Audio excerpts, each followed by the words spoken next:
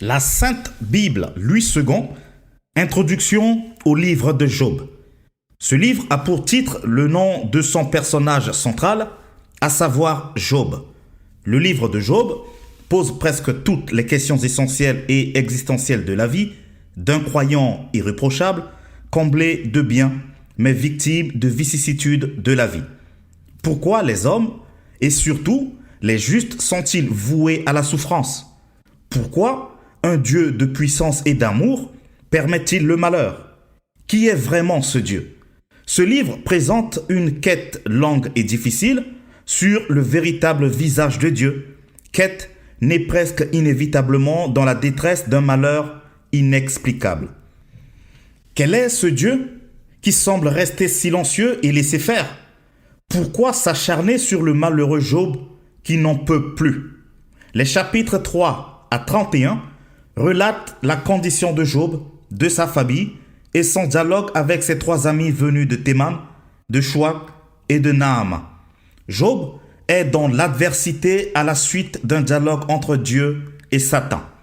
Il reçoit la visite de ses trois amis consolateurs au chapitre 12, en raison de ses plaintes, chapitre 3, Eliphaz, chapitre 4 à 7, puis Bildad, chapitre 8 à 10, et enfin Tsophar, chapitre 11 à 14, dialogue avec lui.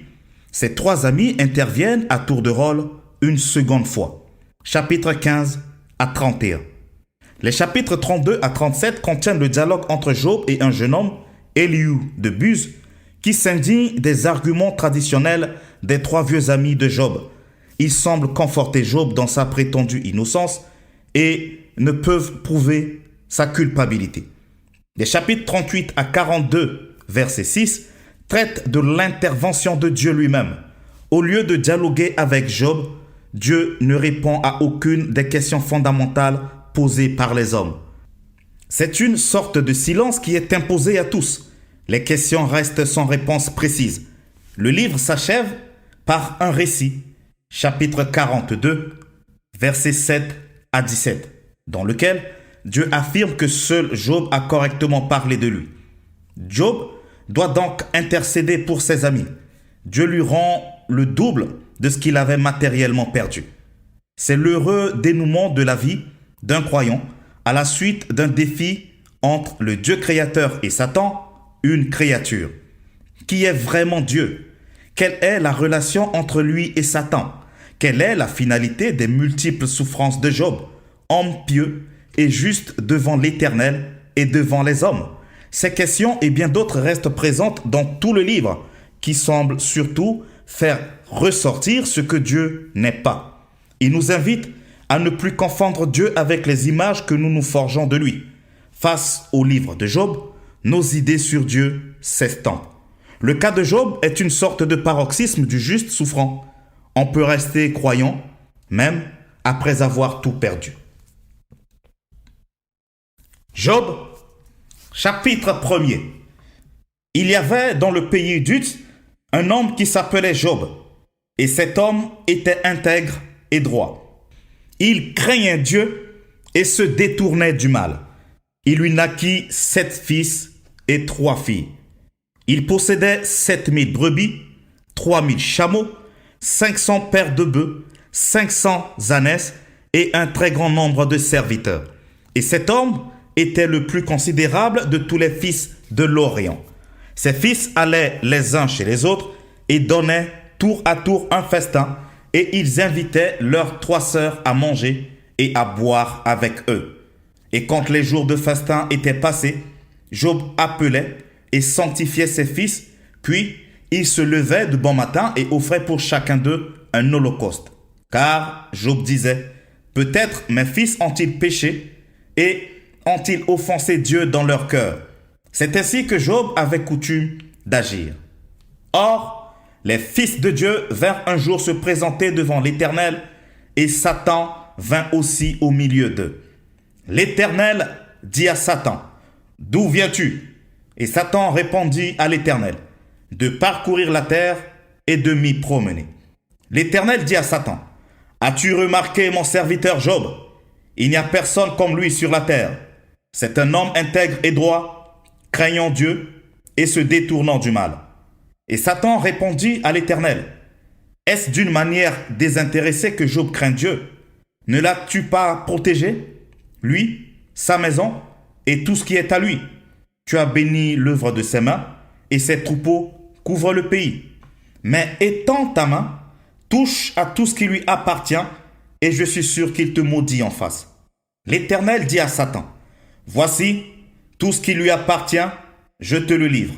Seulement, ne porte pas la main sur lui. » Et Satan se retira de devant la face de l'Éternel. Un jour que les fils et les filles de Job mangeaient et buvaient du vin dans la maison de leur frère aîné, il arriva auprès de Job un messager qui dit, « Les bœufs labouraient et les ânesses paissaient à côté d'eux. Des Sabéens se sont jetés dessus, les ont enlevés et ont passé des serviteurs au fil de l'épée. Et je me suis échappé moi seul pour t'en apporter la nouvelle. » Il parlait encore lorsqu'un autre vint et dit, « Le feu de Dieu est tombé du ciel, a embrasé les brebis et les serviteurs et les a consumés. Et je me suis échappé moi seul pour t'en apporter la nouvelle. » Il parlait encore lorsqu'un autre vint et dit, « Des Chaldéens, formés en 3 bandes, se sont jetés sur les chameaux, les ont enlevés et ont passé les serviteurs au fil de l'épée.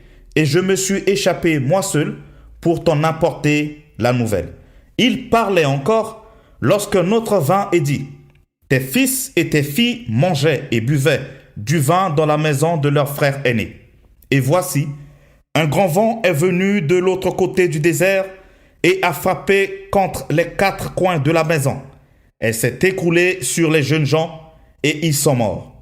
Et je me suis échappé, moi seul, pour t'en apporter la nouvelle. » Alors, Job se leva, déchira son manteau et se rasa la tête. Puis, se jetant par terre, il se prosterna et dit, « Je suis sorti nu du sein de ma mère, et nu je retournerai dans le sein de la terre.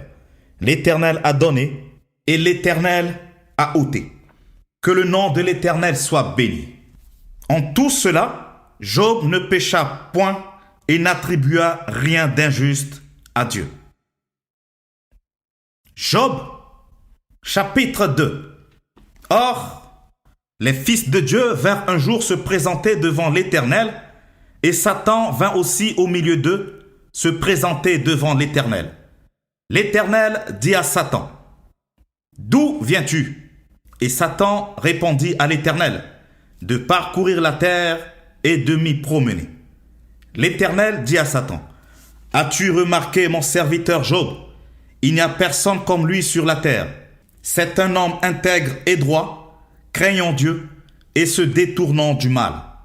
Il demeure ferme dans son intégrité et tu m'excites à le perdre sans motif. » Et Satan répondit à l'Éternel, « Peau pour peau, tout ce que possède un homme, il le donne pour sa vie. Mais étends ta main, touche à ses os et à sa chair, et je suis sûr qu'il te maudit en face. » L'Éternel dit à Satan, « Voici, je te le livre. Seulement, épargne sa vie. » Et Satan se retira de devant la face de l'Éternel. Puis, il frappa Job d'un ulcère malin, depuis la plante du pied jusqu'au sommet de la tête. Et Job prit un tesson pour se gratter et s'assit sur la cendre. Sa femme lui dit, « Tu demeures ferme dans ton intégrité? Maudis Dieu et meurs. » Mais Job lui répondit, « Tu parles comme une femme insensée. Quoi? Nous recevons de Dieu le bien et nous ne recevrions pas aussi le mal? » En tout cela, Job ne pécha point par ses lèvres. Visite de 3 amis. 3 amis de Job, Eliphaz de Théman, Bildad de Chouac et Tsophar de Naama, apprirent tous les malheurs qui lui étaient arrivés. Ils se concertèrent et partirent de chez eux pour aller le plaindre et le consoler. Ayant de loin porté les regards sur lui, ils ne le reconnurent pas et ils élevèrent la voix et pleurèrent. Ils déchirèrent leurs manteaux et ils jetèrent de la poussière en l'air au-dessus de leur tête. Et ils se tinrent assis à terre auprès de lui 7 jours et 7 nuits sans lui dire une parole, car ils voyaient combien sa douleur était grande. Job, chapitre 3. Après cela, Job ouvrit la bouche et maudit le jour de sa naissance. Il prit la parole et dit: Périsse le jour où je suis né, et la nuit qui dit: un enfant mâle est conçu. Ce jour, qu'il se change en ténèbres, que Dieu n'en ait point souci dans le ciel, et que la lumière ne rayonne plus sur lui. Que l'obscurité et l'ombre de la mort s'en emparent, que des nuées établissent leur demeure au-dessus de lui, et que de noirs phénomènes l'épouvantent. Cette nuit, que les ténèbres en fassent leur proie, qu'elles disparaissent de l'année, qu'elles ne soient plus comptées parmi les mois. Que cette nuit devienne stérile, que l'allégresse en soit bannie, qu'elle soit maudite par ceux qui maudissent les jours, par ceux qui savent exciter le Léviathan. Que les étoiles de son crépuscule s'obscurcissent, qu'elle attende en vain la lumière, et qu'elle ne voit point les paupières de l'aurore. Car elle n'a pas fermé le sein qui me conçut, ni dérobé la souffrance à mes regards. Pourquoi ne suis-je pas mort dans le ventre de ma mère? Pourquoi n'ai-je pas expiré au sortir de ses entrailles? Pourquoi ai-je trouvé des genoux pour me recevoir et des mamelles pour m'allaiter? Je serai couché maintenant, je serai tranquille, je dormirai, je reposerai avec les rois et les grands de la terre qui se bâtirent des mausolées, avec les princes qui avaient de l'or et qui remplirent d'argent leur demeure. Ou je n'existerai pas, je serai comme un avorton caché, comme des enfants qui n'ont pas vu la lumière. Là ne s'agitent plus les méchants, et là se reposent ceux qui sont fatigués et sans force. Les captifs sont tous en paix, ils n'entendent pas la voix de l'oppresseur. Le petit et le grand sont là, et l'esclave n'est plus soumis à son maître. Pourquoi donne-t-il la lumière à celui qui souffre, et la vie à ceux qui ont l'amertume dans l'âme? Qui espère en vain la mort, et qui la convoite plus qu'un trésor? Qui serait transporté de joie et saisi d'allégresse s'il trouvait le tombeau? À l'homme qui ne sait où aller, et que Dieu cerne de toutes parts. Mes soupirs sont ma nourriture, et mes cris se répandent comme l'eau. Ce que je crains, c'est ce qui m'arrive. Ce que je redoute, c'est ce qui m'atteint. Je n'ai ni tranquillité, ni paix, ni repos, et le trouble s'est emparé de moi. Job, chapitre 4. Eliphaz de Théman prit la parole et dit: Si nous osons ouvrir la bouche, en seras-tu peiné? Mais qui pourrait garder le silence? Voici, tu as souvent enseigné les autres, tu as fortifié les mains languissantes, tes paroles ont relevé ceux qui chancelaient, tu as affermi les genoux qui pliaient. Et maintenant qu'il s'agit de toi, tu faiblis. Maintenant que tu es atteint, tu te troubles. Ta crainte de Dieu n'est-elle pas ton soutien? Ton espérance n'est-ce pas ton intégrité? Cherche dans ton souvenir. Quel est l'innocent qui a péri? Quels sont les justes qui ont été exterminés? Pour moi, je l'ai vu, ceux qui labourent l'iniquité et qui sèment l'injustice en moissonnent les fruits. Ils périssent par le souffle de Dieu, ils sont consumés par le vent de sa colère. Le rugissement des lions prend fin, les dents des lionceaux sont brisées. Le lion périt faute de proie, et les petits de la lionne se dispersent. Une parole est arrivée furtivement jusqu'à moi, et mon oreille en a recueilli les sons légers. Au moment où les visions de la nuit agitent la pensée, quand les hommes sont livrés à un profond sommeil, je fus saisi de frayeur et d'épouvante, et tous mes os tremblèrent. Un esprit passa près de moi. Tous mes cheveux se hérissèrent, une figure d'un aspect inconnu était devant mes yeux, et j'entendis une voix qui murmurait doucement: L'homme serait-il juste devant Dieu? Serait-il pur devant celui qui l'a fait? Si Dieu n'a pas confiance en ses serviteurs, s'il trouve de la folie chez ses anges, combien plus chez ceux qui habitent des maisons d'argile, qui tirent leur origine de la poussière et qui peuvent être écrasés comme un vermisseau. Du matin au soir, ils sont brisés, ils périssent pour toujours, et nul n'y prend garde. Le fil de leur vie est coupé, ils meurent, et ils n'ont pas acquis la sagesse. Job, chapitre 5. Crie maintenant, qui te répondra? Auquel dessein t'adresseras-tu? L'insensé périt dans sa colère, le fou meurt dans ses emportements. J'ai vu l'insensé prendre racine. Puis, soudain, j'ai maudit sa demeure. Plus de prospérité pour ses fils. Ils sont foulés à la porte et personne qui les délivre. Sa moisson est dévorée par des affamés qui viennent l'enlever jusque dans les épines. Et ses biens sont engloutis par les hommes altérés. Le malheur ne sort pas de la poussière et la souffrance ne germe pas du sol. L'homme naît pour souffrir comme l'étincelle pour voler. Pour moi, j'aurai recours à Dieu et c'est à Dieu que j'exposerai ma cause. Il fait des choses grandes et insondables, des merveilles sans nombre. Il répand la pluie sur la terre et envoie l'eau sur les campagnes. Il relève les humbles et délivre les affligés. Il anéantit les projets des hommes rusés et leurs mains ne peuvent les accomplir. Il prend les sages dans leur propre ruse et les desseins des hommes artificieux sont renversés. Il rencontre les ténèbres au milieu du jour. Il tâtonne en plein midi comme dans la nuit. Ainsi Dieu protège le faible contre leurs menaces et le sauve de la main des puissants. Et l'espérance soutient le malheureux, mais l'iniquité ferme la bouche. Heureux l'homme que Dieu châtie, ne méprise pas la correction du Tout-Puissant. Il fait la plaie et il la bande. Il blesse et sa main guérit.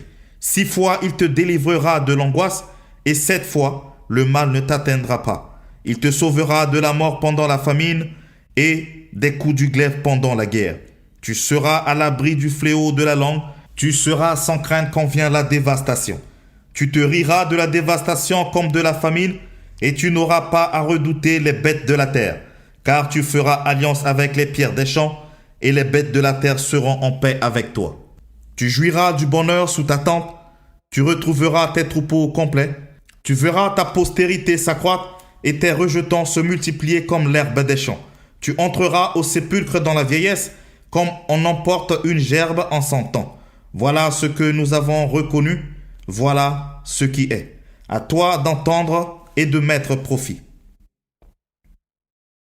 Job, chapitre 6. Réponse de Job à Éliphaz. Job prit la parole et dit: Oh, s'il est possible de peser ma douleur, et si toutes mes calamités étaient sur la balance, elles seraient plus pesantes que le sable de la mer. Voilà pourquoi mes paroles vont jusqu'à la folie, car les flèches du Tout-Puissant m'ont percé et mon âme en suce le venin. Les terreurs de Dieu se rangent en bataille contre moi. L'âne sauvage crie-t-il auprès de l'herbe tendre? Le bœuf mugit-il auprès de son fourrage? Peut-on manger ce qui est fade et sans sel? Y a-t-il de la saveur dans le blanc d'un œuf? Ce que je voudrais ne pas toucher, c'est là ma nourriture, si dégoûtante soit-elle. Puisse mon vœu s'accomplir et Dieu veuille réaliser mon espérance. Qu'il plaise à Dieu de m'écraser, qu'il étende sa main et qu'il m'achève. Il me restera du moins une consolation, une joie dans les maux dont il m'accable. Jamais je n'ai transgressé les ordres du Saint. Pourquoi espérer quand je n'ai plus de force? Pourquoi attendre quand ma fin incertaine? Ma force est-elle une force de pierre? Mon corps est-il d'airain? Ne suis-je pas sans ressources et le salut n'est-il pas loin de moi? Celui qui souffre a droit à la compassion de son ami, même quand il abandonnerait la crainte du Tout-Puissant. Mes frères sont perfides comme un torrent, comme le lit des torrents qui disparaissent. Les glaçons en troublent le cours, la neige s'y précipite. Viennent les chaleurs et ils tarissent. Les feux du soleil et leur lit demeure à sec. Les caravanes se détournent de leur chemin, s'enfoncent dans le désert et périssent. Les caravanes de Théma fixent le regard. Les voyageurs de Séba sont pleins d'espoir. Ils sont honteux d'avoir eu confiance. Ils restent confondus quand ils arrivent. Ainsi vous êtes comme si vous n'existiez pas. Vous voyez mon angoisse et vous en avez horreur. Vous ai-je dit, donnez-moi quelque chose, faites en ma faveur des présents avec vos biens, délivrez-moi de la main de l'ennemi, rachetez-moi de la main des méchants. Instruisez-moi et je me tairai. Faites-moi comprendre en quoi j'ai péché, que les paroles vraies sont persuasives. Mais que prouvent vos remontrances? Voulez-vous donc blâmer ce que j'ai dit et ne voir que du vent dans les discours d'un désespéré? Vous accablez un orphelin, vous persuadez votre ami. Regardez-moi, je vous prie. Vous mentirai-je en face? Revenez, ne soyez pas injuste. Revenez et reconnaissez mon innocence. Y a-t-il de l'iniquité sur ma langue et ma bouche ne discerne-t-elle pas le mal? Job, chapitre 7. Le sort de l'homme sur la terre est celui d'un soldat et ses jours sont ceux d'un mercenaire. Comme l'esclave soupire après l'ombre, comme l'ouvrier attend son salaire, ainsi j'ai pour partage des mois de douleur, j'ai pour mon lot des nuits de souffrance. Je me couche et je dis, quand me lèverai-je? Quand finira la nuit?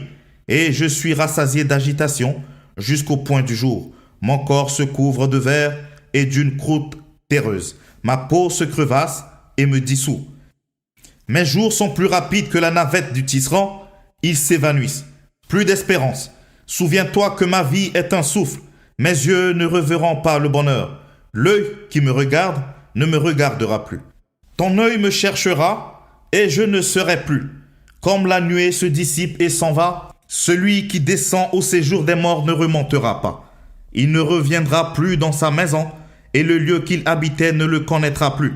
C'est pourquoi je ne retiendrai point ma bouche, je parlerai dans l'angoisse de mon cœur, je me plaindrai dans l'amertume de mon âme. Suis-je une mer ou un monstre marin pour que tu établisses des gardes autour de moi? Quand je dis, mon lit me soulagera, ma couche calmera mes douleurs, c'est alors que tu m'effraies par des songes, que tu m'épouvantes par des visions. Ah, je voudrais être étranglé, je voudrais la mort plutôt que ces eaux. Je les méprise, je ne vivrai pas toujours. Laisse-moi, car ma vie n'est qu'un souffle. Qu'est-ce que l'homme pour que tu en fasses tant de cas, pour que tu dédaignes prendre garde à lui, pour que tu le visites tous les matins, pour que tu l'éprouves à tous les instants? Quand cesseras-tu d'avoir le regard sur moi? Quand me laisseras-tu le temps d'avaler ma salive? Si j'ai péché, qu'ai-je pu te faire gardien des hommes? Pourquoi me mettre en but à tes traits? Pourquoi me rendre à charge à moi-même? Que ne pardonnes-tu mon péché et que n'oublies-tu mon iniquité? Car je vais me coucher dans la poussière. Tu me chercheras et je ne serai plus. Job, chapitre 8. Discours de Bildad à Job. Bildad de Chouach prit la parole et dit, « Jusqu'à quand veux-tu discourir de la sorte? Et les paroles de ta bouche sont-elles un vent impétueux? Dieu renverserait-il le droit? Le Tout-Puissant renverserait-il la justice? Si tes fils ont péché contre lui, il les a livrés à leur péché. Mais toi, si tu as recours à Dieu, si tu implores le Tout-Puissant, si tu es juste et droit, certainement alors il veillera sur toi et rendra le bonheur à ton innocente demeure. Ton ancienne prospérité semblera peu de choses, celle qui t'est réservée sera bien plus grande. Interroge ceux des générations passées, sois attentif à l'expérience de leur père, car nous sommes d'hier et nous ne savons rien. Nos jours sur la terre ne sont qu'une ombre. Ils t'instruiront, ils te parleront, ils tireront de leur cœur ces sentences. Le jonc croit-il sans marais? Le roseau croit-il sans humidité? Encore vert et sans qu'on le coupe, il sèche plus vite que toutes les herbes. Ainsi arrive-t-il à tous ceux qui oublient Dieu, et l'espérance de l'impie périra. Son assurance est brisée, son soutien est une toile d'araignée. Il s'appuie sur sa maison et elle n'est pas ferme. Il s'y cramponne et elle ne résiste pas. Dans toute sa vigueur, en plein soleil, il étend ses rameaux sur son jardin, il entrelace ses racines parmi les pierres, il pénètre jusque dans les murailles. L'arrache-t-on du lieu qu'il occupe, ce lieu le réunit. Je ne t'ai point connu. Tels sont les délices que ses voix lui procurent. Puis, sur le même sol, d'autres s'élèvent après lui. Non, Dieu ne rejette point l'homme intègre et il ne protège point les méchants. Il remplira ta bouche de cris de joie et tes lèvres de chants d'allégresse. Tes ennemis seront couverts de honte. La tente des méchants disparaîtra. Job, chapitre 9. Réponse de Job à Bildad. Job prit la parole et dit, « Je sais bien qu'il en est ainsi. Comment l'homme serait-il juste devant Dieu? S'il voulait contester avec lui sur 1000 choses, il ne pourrait répondre à une seule. À lui la sagesse et la toute-puissance, qui lui résisterait impunément. Il transporte soudain les montagnes, Il les renverse dans sa colère. Il secoue la terre sur sa base et ses colonnes sont ébranlées. Il commande au soleil et le soleil ne paraît pas. Il met un sceau sur les étoiles. Seul, il étend les cieux. Il marche sur les hauteurs de la mer. Il a créé la grande ours, l'Orient et les Pléiades et les étoiles des régions australes. Il fait des choses grandes et insondables, des merveilles sans nombre. Voici, il passe près de moi et je ne le vois pas. Il s'en va et je ne l'aperçois pas. S'il enlève, qui s'y opposera? Qui lui dira? Que fais-tu? Dieu ne retire point sa colère. Sous lui s'inclinent les appuis de l'orgueil. Et moi, comment lui répondre? Quelle parole choisir? Quand je serai juste, je ne répondrai pas. Je ne puis qu'implorer mon juge. Et quand il m'exaucerait, si je l'invoque, je ne croirais pas qu'il eût écouté ma voix. Lui qui m'assaille comme par une tempête, qui multiplie sans raison mes blessures, qui ne me laisse pas respirer, qui me rassasie d'amertume. Recourir à la force, il est tout-puissant. À la justice, qui me fera comparaître?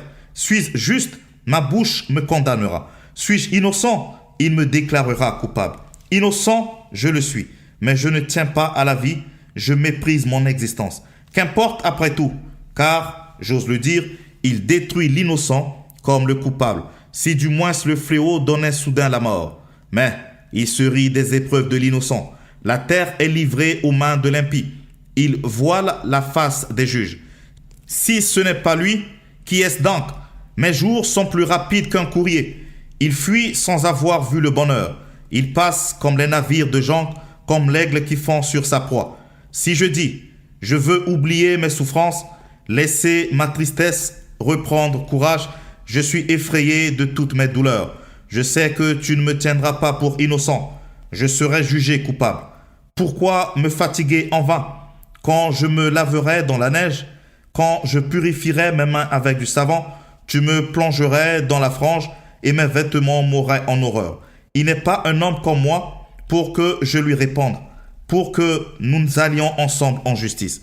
Il n'y a pas entre nous d'arbitre qui pose sa main sur nous deux, qui retire sa verge de dessus moi, que cette terreur ne me trouble plus.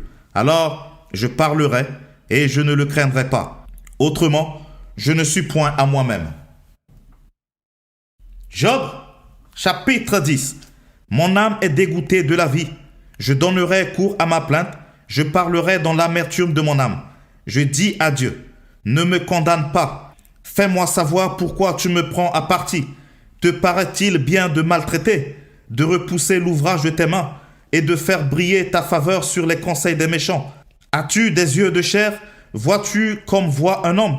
Tes jours sont-ils comme les jours de l'homme et tes années comme ses années, pour que tu cherches mon iniquité, pour que tu t'enquières de mon péché, sachant bien que je ne suis pas coupable et que nul ne peut me délivrer de ta main. Tes mains m'ont formé, elles m'ont créé, elles m'ont fait tout entier, et tu me détruirais. Souviens-toi que tu m'as façonné comme de l'argile. Voudrais-tu de nouveau me réduire en poussière? Ne m'as-tu pas coulé comme du lait? Ne m'as-tu pas caillé comme du fromage? Tu m'as revêtu de peau et de chair. Tu m'as tissé d'os et de nerfs. Tu m'as accordé ta grâce avec la vie. Tu m'as conservé par tes soins et sous ta garde. Voici, néanmoins, ce que tu cachais dans ton cœur. Voici, je le sais, ce que tu as résolu en toi-même. Si je pêche, tu m'observes. Tu ne pardonnes pas mon iniquité. Suis-je coupable? Malheur à moi. Suis-je innocent? Je n'ose lever la tête, rassasié de honte et absorbé dans ma misère. Et si j'ose la lever, tu me poursuis comme un lion, tu me frappes encore par des prodiges. Tu m'opposes de nouveaux témoins, tu multiplies tes fureurs contre moi, tu m'assailles d'une succession de calamités. Pourquoi m'as-tu fait sortir du sein de ma mère? Je serais mort et aucun œil ne m'aurait vu. Je serais comme si je n'eusse pas existé et j'aurais passé du ventre de ma mère au sépulcre. Mes jours ne sont-ils pas en petit nombre? Qu'il me laisse, qu'il se retire de moi et que je respire un peu avant que je m'en aille pour ne plus revenir dans le pays des ténèbres et de l'ombre de la mort, pays d'une obscurité profonde où règne l'ombre de la mort et la confusion et où la lumière est semblable aux ténèbres. Job, chapitre 11. Discours de Tsophar à Job. Tsophar de Naama prit la parole et dit : Cette multitude de paroles ne trouvera-t-elle point de réponse ? Et suffira-t-il d'être un discoureur pour avoir raison ? Tes vains propos feront-ils taire les gens ? Te moqueras-tu sans que personne te confonde ? Tu dis : Ma manière de voir est juste et je suis pur à tes yeux. Oh, si Dieu voulait parler, s'il ouvrait les lèvres pour te répondre, et s'il te révélait les secrets de sa sagesse, de son immense sagesse, tu verrais alors qu'il ne te traite pas selon ton iniquité. Prétends-tu sonder les pensées de Dieu, parvenir à la connaissance parfaite du Tout-Puissant? Elle est aussi haute que les cieux. Que feras-tu? Plus profonde que le séjour des morts. Que sauras-tu? La mesure en est plus longue que la terre, elle est plus large que la mer. S'il passe, s'il saisit, s'il traîne à son tribunal, qui s'y opposera? Car il connaît les vicieux, il voit facilement les coupables. L'homme, au contraire, a l'intelligence d'un fou. Il est né comme le petit d'un âne sauvage. Pour toi, dirige ton cœur vers Dieu, étends vers lui tes mains, éloigne-toi de l'iniquité et ne laisse pas habiter l'injustice sous ta tente. Alors, tu lèveras ton front sans tache, tu seras ferme et sans crainte. Tu oublieras tes souffrances, tu t'en souviendras comme des eaux écoulées. Tes jours auront plus d'éclat que le soleil à son midi, tes ténèbres seront comme la lumière du matin, tu seras plein de confiance et ton attente ne sera plus vaine. Tu regarderas autour de toi et tu reposeras en sûreté. Tu te coucheras sans que personne ne te trouble et plusieurs caresseront ton visage. Mais les yeux des méchants seront consumés. Pour eux, point de refuge.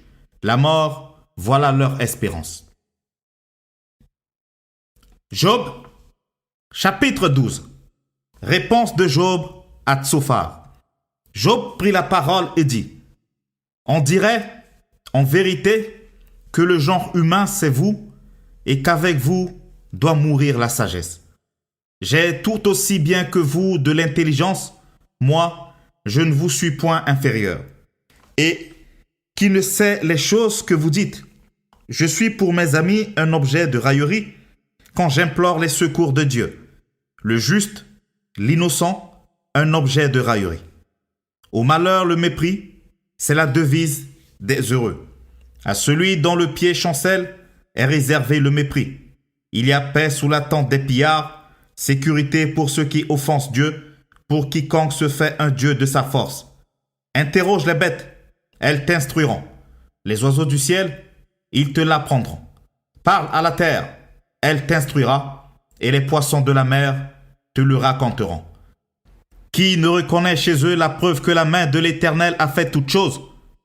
Il tient dans sa main l'âme de tout ce qui vit, le souffle de toute chair d'homme. L'oreille ne discerne-t-elle pas les paroles comme le palais savoure les aliments? Dans les vieillards se trouve la sagesse et dans une longue vie, l'intelligence. En Dieu réside la sagesse et la puissance. Le conseil et l'intelligence lui appartiennent. Ce qu'il renverse ne sera point rebâti. Ce qu'il enferme ne sera point délivré. Il retient les eaux et tout se dessèche. Il est lâche et la terre en est dévastée. Il possède la force et la prudence. Il maîtrise celui qui s'égare ou fait égarer les autres. Il emmène captifs les conseillers. Il trouble la raison des juges. Il délie la ceinture des rois. Il met une corde autour de leurs reins. Il emmène captifs les sacrificateurs. Il fait tomber les puissants. Il ôte la parole à ceux qui ont de l'assurance. Il prive de jugement les vieillards. Il verse le mépris sur les grands. Il relâche la ceinture des forts. Il met à découvert ce qui est caché dans les ténèbres. Il produit à la lumière l'ombre de la mort. Il donne de l'accroissement aux nations et il les anéantit. Il les étend au loin et il les ramène dans leurs limites. Il enlève l'intelligence aux chefs des peuples. Il les fait errer dans les déserts sans chemin. Il talonne dans les ténèbres et ne voit pas clair. Il les fait errer comme des gens ivres. Job, chapitre 13. Voici, mon œil a vu tout cela, mon oreille l'a entendu. Et y a pris garde. Ce que vous savez, je le sais aussi, je ne vous suis point inférieur. Mais je veux parler au Tout-Puissant, je veux plaider ma cause devant Dieu. Car vous n'imaginez que des faussetés, vous êtes tous des médecins du néant. Que n'avez-vous gardé le silence? Vous auriez passé pour avoir de la sagesse. Écoutez, je vous prie, ma défense, et soyez attentifs à la réplique de mes lèvres. Direz-vous en faveur de Dieu ce qui est injuste, et pour le soutenir, alléguerez-vous des faussetés? Voulez-vous avoir égard à sa personne? Voulez-vous plaider pour Dieu? S'il vous sonde, vous approuvera-t-il? Ou le tromperez-vous comme on trompe un homme? Certainement, il vous condamnera, si vous n'agissez en secret que par égard pour sa personne. Sa majesté ne vous épouvantera-t-elle pas? Sa terreur ne tombera-t-elle pas sur vous? Vos sentences sont des sentences de cendre, vos retranchements sont des retranchements de boue. Taisez-vous, laissez-moi, je veux parler. Il m'en arrivera ce qu'il pourra. Pourquoi saisirais-je ma chair entre les dents? J'exposerai plutôt ma vie. Voici, il me tuera. Je n'ai rien à espérer, mais devant lui, je défendrai ma conduite. Cela même peut servir à mon salut, car un impie n'ose paraître en sa présence. Écoutez, écoutez mes paroles, prêtez l'oreille à ce que je vais dire. Me voici prêt à plaider ma cause. Je sais que j'ai raison. Quelqu'un disputera-t-il contre moi? Alors je me tais et je veux mourir. Seulement, accorde-moi 2 choses et je ne me cacherai pas loin de ta face. Retire ta main de dessus moi et que tes terreurs ne me troublent plus. Puis, appelle et je répondrai. Ou si je parle, réponds-moi. Quel est le nombre de mes iniquités et de mes péchés? Fais-moi connaître mes transgressions et mes péchés. Pourquoi caches-tu ton visage et me prends-tu pour ton ennemi? Veux-tu frapper une feuille agitée? Veux-tu poursuivre une paille desséchée? Pourquoi m'infliger d'amères souffrances, me punir pour des fautes de jeunesse? Pourquoi mettre mes pieds dans les ceps, surveiller tous mes mouvements, tracer une limite à mes pas, quand mon corps tombe en pourriture, comme un vêtement que dévore la teigne? Job, chapitre 14. L'homme né de la femme, sa vie est courte, sans cesse agitée. Il naît, il est coupé comme une fleur. Il fuit et disparaît comme une ombre. Et c'est sur lui que tu as l'œil ouvert. Et tu me fais aller en justice avec toi. Comment un être souillé sortira-t-il un homme pur? Il n'en peut sortir aucun. Si ses jours sont fixés, si tu as compté ses mois, si tu en as marqué le terme qu'il ne saurait franchir, détourne de lui les regards et donne-lui du relâche, pour qu'il ait au moins la joie du mercenaire à la fin de sa journée. Un arbre a de l'espérance. Quand on le coupe, il repousse, il produit encore des rejetons. Quand sa racine a vieilli dans la terre, quand son tronc meurt dans la poussière, il reverdit à l'approche de l'eau, il pousse des branches comme une jeune plante. Mais l'homme meurt, il perd sa force. L'homme expire, et où est-il? Les eaux de lac s'évanouissent, les fleuves tarissent et se dessèchent. Ainsi l'homme se couche et ne se relèvera plus. Il ne se réveillera pas tant que les cieux subsisteront. Il ne sortira pas de son sommeil. Oh, si tu voulais me cacher dans le séjour des morts, m'y tenir à couvert jusqu'à ce que ta colère fût passée et me fixer un terme auquel tu te souviendras de moi. Si l'homme, une fois mort, pouvait revivre, j'aurais de l'espoir tout le temps de mes souffrances, jusqu'à ce que mon état vînt à changer. Tu appellerais alors et je te répondrai, tu languirais après l'ouvrage de tes mains. Mais aujourd'hui, tu comptes mes pas, tu as l'œil sur mes péchés. Mes transgressions sont scellées en un faisceau et tu imagines des iniquités à ma charge. La montagne s'écroule et périt, le rocher disparaît de sa place, la pierre est broyée par les eaux et la terre emportée par leur courant. Ainsi tu détruis l'espérance de l'homme. Tu es sans cesse à l'assaillir et il s'en va. Tu le défigures, puis tu le renvoies. Que ses fils soient honorés, il n'en sait rien. Qu'il soit dans l'abaissement, il l'ignore. C'est pour lui seul qu'il éprouve de la douleur en son corps. C'est pour lui seul qu'il ressent de la tristesse en son âme.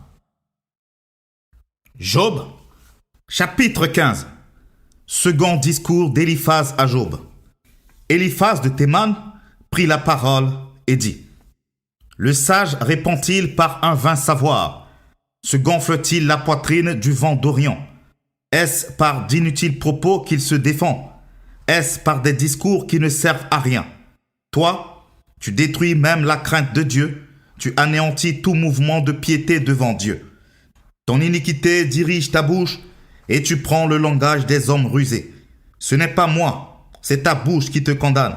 Ce sont tes lèvres qui déposent contre toi. Es-tu né le premier des hommes? As-tu été enfanté avant les collines? As-tu reçu les confidences de Dieu? As-tu dérobé la sagesse à ton profit? Que sais-tu que nous ne sachions pas? Quelle connaissance as-tu que nous n'ayons pas? Il y a parmi nous des cheveux blancs, des vieillards, plus riches de jours que ton père.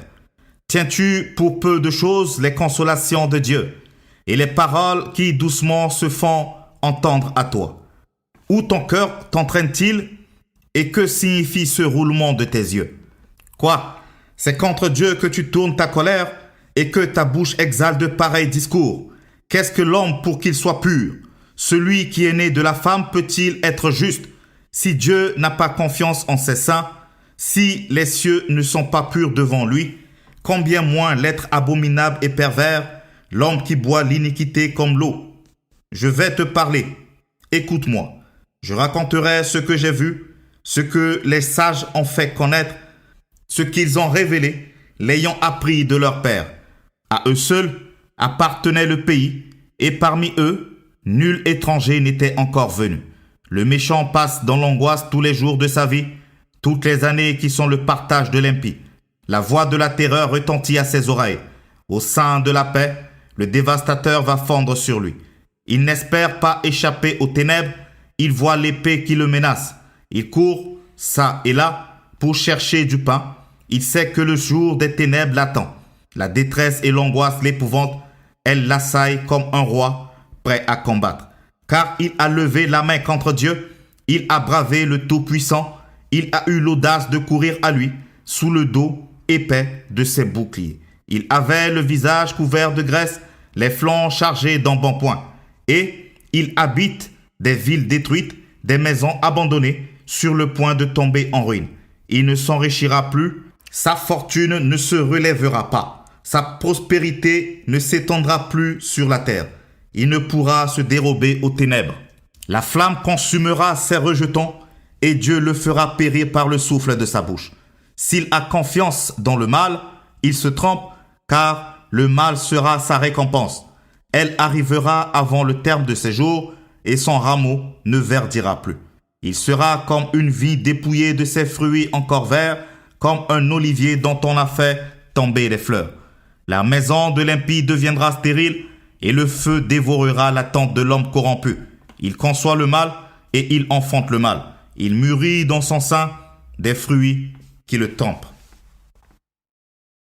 Job, chapitre 16. Réponse de Job à Éliphaz. Job prit la parole et dit: J'ai souvent entendu pareille chose. Vous êtes tous des consolateurs fâcheux. Quand finiront ces discours en l'air? Pourquoi cette irritation dans tes réponses? Moi aussi, je pourrais parler comme vous si vous étiez à ma place. Je vous accablerais de paroles, je secouerais sur vous la tête, je vous fortifierais de la bouche, je remuerais les lèvres pour vous soulager. Si je parle, mes souffrances ne seront point calmées. Si je me tais, en quoi seront-elles moindres? Maintenant, hélas, il m'a épuisé. Tu as ravagé toute ma maison. Tu m'as saisi pour témoigner contre moi. Ma maigreur se lève et m'accuse en face. Il me déchire et me poursuit dans sa fureur. Il grince des dents contre moi. Il m'attaque et me perce de son regard. Ils ouvrent la bouche pour me dévorer. Ils m'insultent et me frappent les joues. Ils s'acharnent tous après moi. Dieu me livre à la merci des impies. Il me précipite entre les mains des méchants.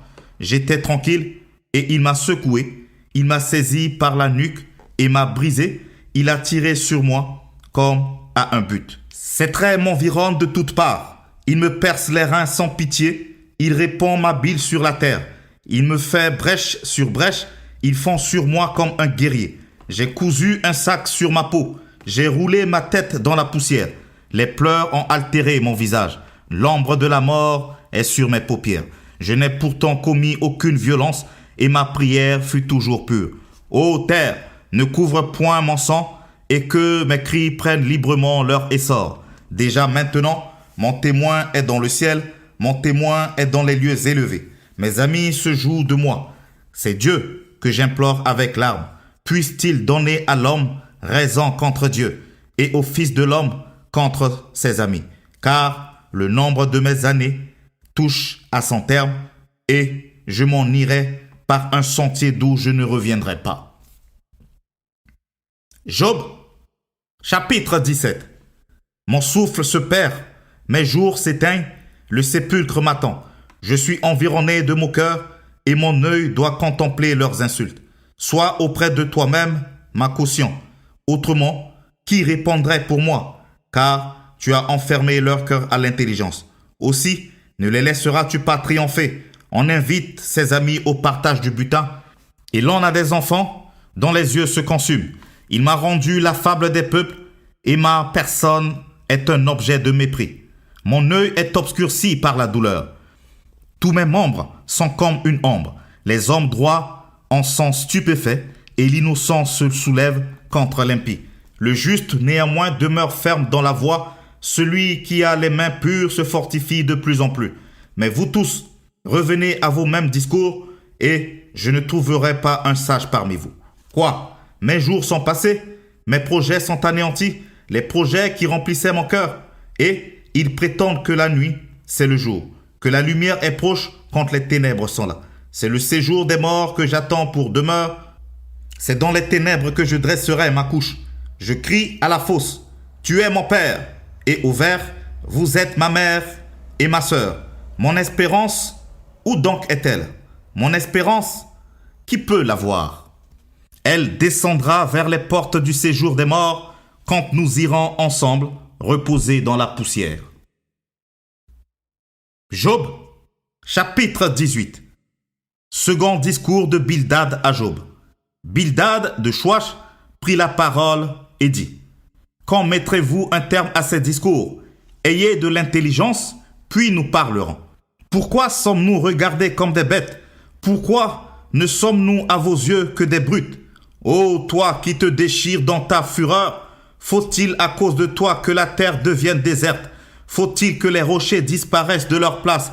La lumière du méchant s'éteindra et la flamme qui en jaillit cessera de briller.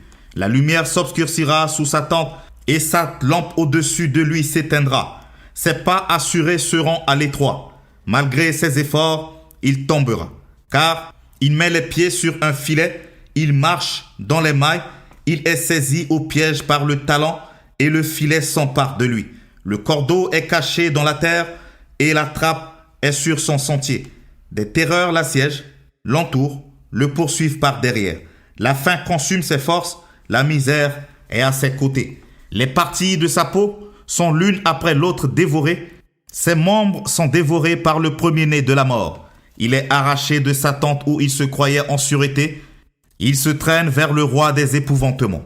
Nul des siens n'habite sa tente. Le soufre est répandu sur sa demeure. En bas, ses racines se dessèchent. En haut, ses branches sont coupées. Sa mémoire disparaît de la terre. Son nom n'est plus sur la face des champs. Il est poussé de la lumière dans les ténèbres. Il est chassé du monde. Il ne laisse ni descendants, ni postérité parmi son peuple, ni survivants dans les lieux qu'il habitait. Les générations à venir seront étonnées de sa ruine et la génération présente sera saisie d'effroi. Point d'autre destinée pour le méchant, point d'autre sort pour qui ne connaît pas Dieu. Job, chapitre 19. Réponse de Job à Bildad. Job prit la parole et dit: Jusqu'à quand affligerez-vous mon âme et m'écraserez-vous de vos discours? Voilà 10 fois que vous m'outragez. N'avez-vous pas honte de m'étourdir ainsi? Si réellement j'ai péché, seul j'en suis responsable. Pensez-vous me traiter avec hauteur? Pensez-vous démontrer que je suis coupable? Sachez alors que c'est Dieu qui me poursuit et qui m'enveloppe de son filet. Voici, je crie à la violence et nul ne répond. J'implore justice et point de justice. Il m'a fermé toute issue et je ne puis passer. Il a répandu des ténèbres sur mes sentiers. Il m'a dépouillé de ma gloire. Il a enlevé la couronne de ma tête. Il m'a brisé de toutes parts et je m'en vais. Il a arraché mon espérance comme un arbre. Il s'est enflammé de colère contre moi. Il m'a traité comme l'un de ses ennemis. Ses troupes se sont de concert mises en marche. Elles se sont frayées leur chemin jusqu'à moi. Elles ont campé autour de ma tente. Il a éloigné de moi mes frères et mes amis se sont détournés de moi. Je suis abandonné de mes proches. Je suis oublié de mes intimes. Je suis un étranger pour mes serviteurs et mes servantes. Je ne suis plus à leurs yeux qu'un inconnu. J'appelle mon serviteur et il ne répond pas. Je le supplie de ma bouche et c'est en vain. Mon humeur est à charge à ma femme et ma plainte au fils de mes entrailles. Je suis méprisé même par des enfants. Si je me lève, je reçois leurs insultes. Ceux que j'avais pour confidents m'ont en horreur. Ceux que j'aimais se sont tournés contre moi. Mes os sont arrachés à ma peau et à ma chair. Il ne me reste que la peau des dents. Ayez pitié de moi, vous, mes amis, car la main de Dieu m'a frappé. Pourquoi me poursuivre comme Dieu me poursuit? Pourquoi vous montrer insatiable de ma chair? Oh, je voudrais que mes paroles fussent écrites, qu'elles fussent écrites dans un livre. Je voudrais qu'avec un burin de fer et avec du plomb, elles fussent pour toujours gravées dans le roc. Mais je sais que mon Rédempteur est vivant et qu'il se lèvera le dernier sur la terre. Quand ma peau sera détruite, il se lèvera. Quand je n'aurai plus de chair, je verrai Dieu. Je le verrai et il me sera favorable. Mes yeux le verront et non ceux d'un autre. Mon âme languit d'attente au-dedans de moi. Vous direz alors, pourquoi le poursuivions-nous? Car la justice de ma cause sera reconnue. Craignez pour vous le glaive. Les châtiments par le glaive sont terribles. Et sachez qu'il y a un jugement. Job, chapitre 20. Second discours de Tsophar à Job. Tsophar de Naama prit la parole et dit: mes pensées me forcent à répondre, et mon agitation ne peut se contenir. J'ai entendu des reproches qui m'outragent. Le souffle de mon intelligence donnera la réplique. Ne sais-tu pas que de tout temps, depuis que l'homme a été placé sur la terre, le triomphe des méchants a été court et la joie de l'impie momentanée? Quand il s'élevait jusqu'aux cieux et que sa tête toucherait aux nues, il périra pour toujours comme son ordure, et ceux qui le voyaient diront: où est-il? Il s'envolera comme un songe et on ne le trouvera plus. Il disparaîtra comme une vision nocturne. L'œil qui le regardait ne le regardera plus. Le lieu qu'il habitait ne l'apercevra plus. Ses fils seront assaillis par les pauvres et ses mains restitueront ce qu'il a appris par violence. La vigueur de la jeunesse qui remplissait ses membres aura sa couche avec lui dans la poussière. Le mal était doux à sa bouche, il le cachait sous sa langue, il le savourait sans l'abandonner, il le retenait au milieu de son palais. Mais sa nourriture se transformera dans ses entrailles, elle deviendra dans son corps un venin d'aspic. Il a englouti des richesses, il les vomira. Dieu les chassera de son ventre. Il a sucé du venin d'aspic. La langue de la vipère le tuera. Il ne reposera plus ses regards sur les ruisseaux, sur les torrents, sur les fleuves de miel et de lait. Il rendra ce qu'il a gagné et n'en profitera plus.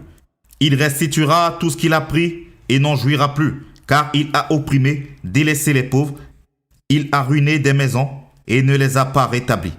Son avidité n'a point connu de borne, mais il ne sauvera pas ce qu'il avait de plus cher. Rien n'échappait à sa voracité, mais son bien-être ne durera pas. Au milieu de l'abondance, il sera dans la détresse. La main de tous les misérables se lèvera sur lui. Et voici, pour lui remplir le ventre, Dieu enverra sur lui le feu de sa colère et le rassasiera par une pluie de traits. S'il échappe aux armes de fer, l'arc d'airain le transpercera. Il arrache de son corps le trait qui étincelle au sortir de ses entrailles et il est en proie aux terreurs de la mort. Toutes les calamités sont réservées à ses trésors.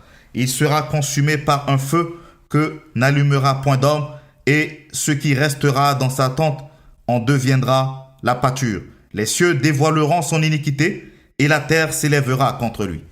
Les revenus de sa maison seront emportés, ils disparaîtront au jour de la colère de Dieu. Telle est la part que Dieu réserve aux méchants, tel est l'héritage que Dieu lui destine. Job, chapitre 21. Réponse de Job à Tsophar. Job prit la parole et dit, « Écoutez, écoutez mes paroles, donnez-moi seulement cette consolation. Laissez-moi parler, je vous prie. Et quand j'aurai parlé, tu pourras te moquer. Est-ce contre un homme que se dirige ma plainte? Et pourquoi mon âme ne serait-elle pas impatiente? Regardez-moi, soyez étonnés, et mettez la main sur la bouche. Quand j'y pense, cela m'épouvante, et un tremblement saisit mon corps. Pourquoi les méchants vivent-ils? Pourquoi les voit-on vieillir et accroître leur force? Leur postérité s'affermit avec eux, et en leur présence, leurs rejetants prospèrent sous leurs yeux. Dans leur maison règne la paix, sans mélange de crainte. La verge de Dieu ne vient pas les frapper. Leurs taureaux sont vigoureux et féconds, leurs génisses conçoivent et n'avortent point. Ils laissent courir leurs enfants comme des brebis, et les enfants prennent leurs ébats. Ils chantent au son du tambourin et de la harpe, ils se réjouissent au son du chalumeau. Ils passent leurs jours dans le bonheur, et ils descendent en un instant au séjour des morts. Ils disaient pourtant à Dieu, « Retire-toi de nous, nous ne voulons pas connaître tes voies. » Qu'est-ce que le Tout-Puissant pour que nous le servions? Que gagnerons-nous à lui adresser nos prières? Quoi donc? Ne sont-ils pas en possession du bonheur? Loin de moi le conseil des méchants. Mais arrive-t-il souvent que leur lampe s'éteigne, que la misère fonde sur eux, que Dieu leur distribue leur part dans la colère, qu'ils soient comme la paille emportée par le vent, comme la balle enlevée par le tourbillon? Est-ce pour les fils que Dieu réserve le châtiment du Père? Mais c'est lui que Dieu devrait punir pour qu'il le sente. C'est lui qui devait contempler sa propre ruine. C'est lui qui devait boire la colère du Tout-Puissant. Car que lui importe sa maison après lui, quand le nombre de ses mois est achevé? Est-ce à Dieu qu'on donnera de la science, à lui qui gouverne les esprits célestes? L'un meurt au sein du bien-être, de la paix et du bonheur, les flancs chargés de graisse et la moelle des os remplie de sève. L'autre meurt, l'amertume dans l'âme, sans avoir joui d'aucun bien. Et tous deux se couchent dans la poussière, tous deux deviennent la pâture des vers. Je sais bien quelles sont vos pensées, quel jugement inique vous portez sur moi. Vous dites, où est la maison de l'homme puissant? Où est la tente qu'habitaient les impies? Mais quoi? N'avez-vous point interrogé les voyageurs? Et voulez-vous méconnaître ce qu'ils prouvent? Au jour du malheur, le méchant est épargné. Au jour de la colère, il échappe. Qui lui reproche en face sa conduite? Qui lui rend ce qu'il a fait? Il est porté dans un sépulcre et il veille encore sur sa tombe. Les mottes de la vallée lui sont légères. Et tous après lui suivront la même voie comme une multitude l'a déjà suivi. Pourquoi donc m'offrir de vaines consolations? Ce qui reste de vos réponses n'est que perfidie. Job, chapitre 22. Troisième discours d'Éliphaz à Job. Éliphaz de Théman prit la parole et dit, « Un homme peut-il être utile à Dieu? Non, le sage n'est utile qu'à lui-même. Si tu es juste, est-ce à l'avantage du Tout-Puissant? Si tu es intègre dans tes voies, qui gagne-t-il? Est-ce par crainte de toi qu'il te châtie? Qu'il entre en jugement avec toi? Ta méchanceté n'est-elle pas grande? Tes iniquités ne sont-elles pas infinies? Tu enlevais sans motif des gages à tes frères, tu privais de leurs vêtements ceux qui étaient nus. Tu ne donnais point d'eau à l'homme altéré, tu refusais du pain à l'homme affamé. Le pays était au plus fort et le puissant s'y établissait. Tu renvoyais les veuves avides, les bras des orphelins étaient brisés. C'est pour cela que tu es entouré de pièges et que la terreur t'a saisi tout à coup. Ne vois-tu donc pas ces ténèbres, ces eaux débordées qui t'envahissent? Dieu n'est-il pas en haut dans les cieux? Regarde le sommet des étoiles, comme il est élevé. Et tu dis, qu'est-ce que Dieu sait? Peut-il juger à travers l'obscurité? Les nuées l'enveloppent et il ne voit rien. Il ne parcourt que la voûte des cieux. Et quoi? Tu voudrais prendre l'ancienne route qu'ont suivi des hommes d'iniquité? Ils ont été emportés avant le temps. Ils ont eu la durée d'un torrent qui s'écoule. Ils disaient à Dieu, retire-toi de nous. Que peut faire pour nous le Tout-Puissant? Dieu cependant avait rempli de bien leur maison. Loin de moi le conseil des méchants. Les justes, témoins de leur chute, se réjouiront et l'innocent se moquera d'eux. Voilà nos adversaires anéantis. Voilà leur richesse dévorée par le feu. Attache-toi donc à Dieu et tu auras la paix. Tu jouiras ainsi du bonheur. Reçois de sa bouche l'instruction et mets dans ton cœur ses paroles. Tu seras rétabli si tu reviens au Tout-Puissant, si tu éloignes l'iniquité de ta tente.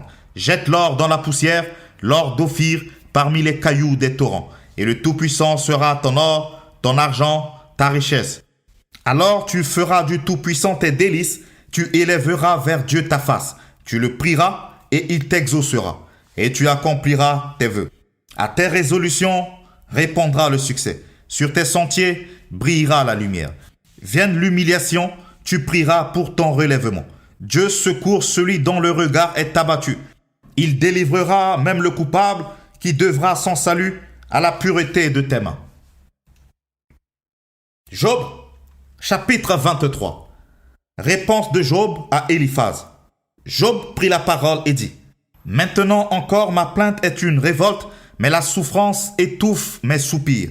Oh, si je savais où le trouver, si je pouvais arriver jusqu'à son trône, je plaiderais ma cause devant lui, je remplirais ma bouche d'arguments, je connaîtrais ce qu'il peut avoir à répondre, je verrais ce qu'il peut avoir à me dire. Emploierait-il toute sa force à me combattre? Ne daignerait-il pas au moins m'écouter? Ce serait un homme droit qui plaiderait avec lui, et je serais pour toujours absous par mon juge. Mais si je vais à l'Orient, il n'y est pas. Si je vais à l'Occident, je ne le trouve pas. Est-il occupé au nord? Je ne puis le voir. Se cache-t-il au midi? Je ne puis le découvrir. Il sait néanmoins quelle voie j'ai suivie. Et s'il m'éprouvait, je sortirais pur comme l'or. Mon pied s'est attaché à ses pas. J'ai gardé sa voie et je ne m'en suis point détourné. Je n'ai pas abandonné les commandements de ses lèvres. J'ai fait plier ma volonté aux paroles de sa bouche.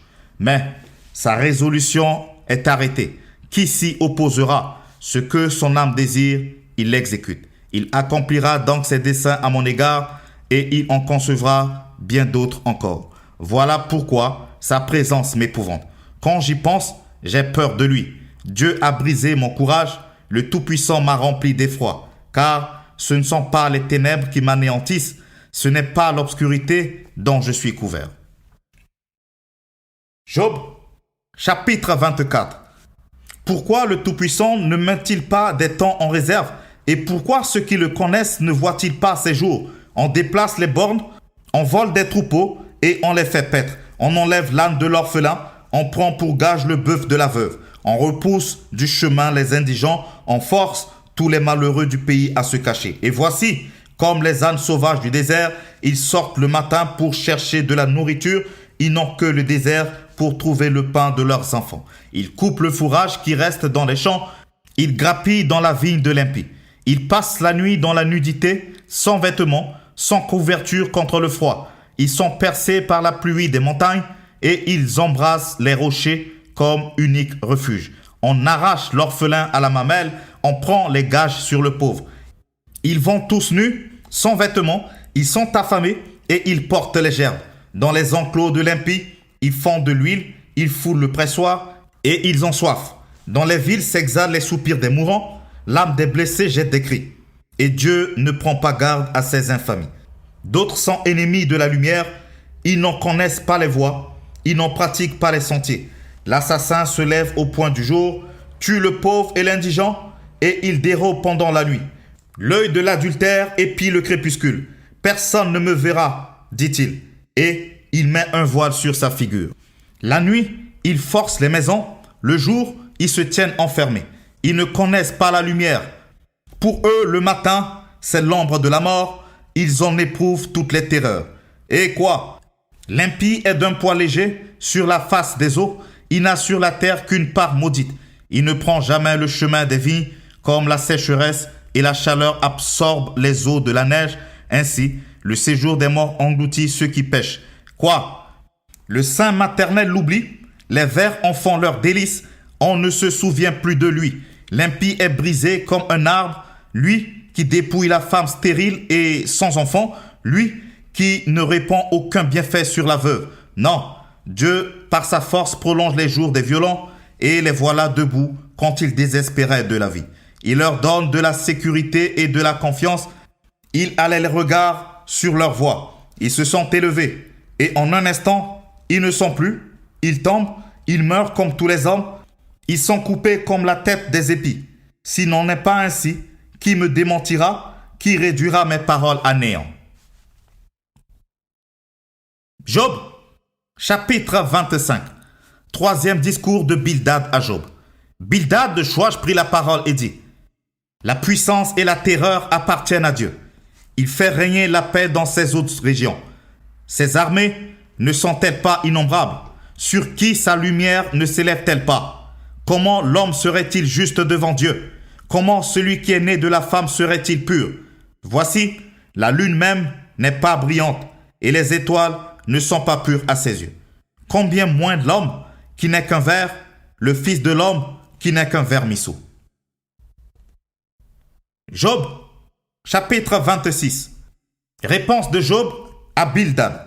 Job prit la parole et dit: Comme tu sais bien venir en aide à la faiblesse, comme tu prêtes secours aux bras sans force, quel bon conseil tu donnes à celui qui manque d'intelligence. Quelle abondance de sagesse tu fais paraître. À qui s'adressent tes paroles? Et qui est-ce qui t'inspire? Devant Dieu, les ombres tremblent, au-dessous des eaux et de leurs habitants. Devant lui, le séjour des morts est nu, l'abîme n'a point de voile. Il étend le septentrion sur le vide, il suspend la terre sur le néant. Il renferme les eaux dans ses nuages, et les nuages n'éclatent pas sous leur poids. Il couvre la face de son trône, il répand sur lui sa nuée. Il a tracé un cercle à la surface des eaux, comme limite entre la lumière et les ténèbres. Les colonnes du ciel s'ébranlent et s'étonnent à sa menace. Par sa force, il soulève la mer, par son intelligence, il en brise l'orgueil.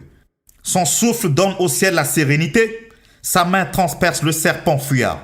Ce sont là les bords de ses voies, c'est le bruit léger qui nous en parvient. Mais qui entendra le tonnerre de sa puissance?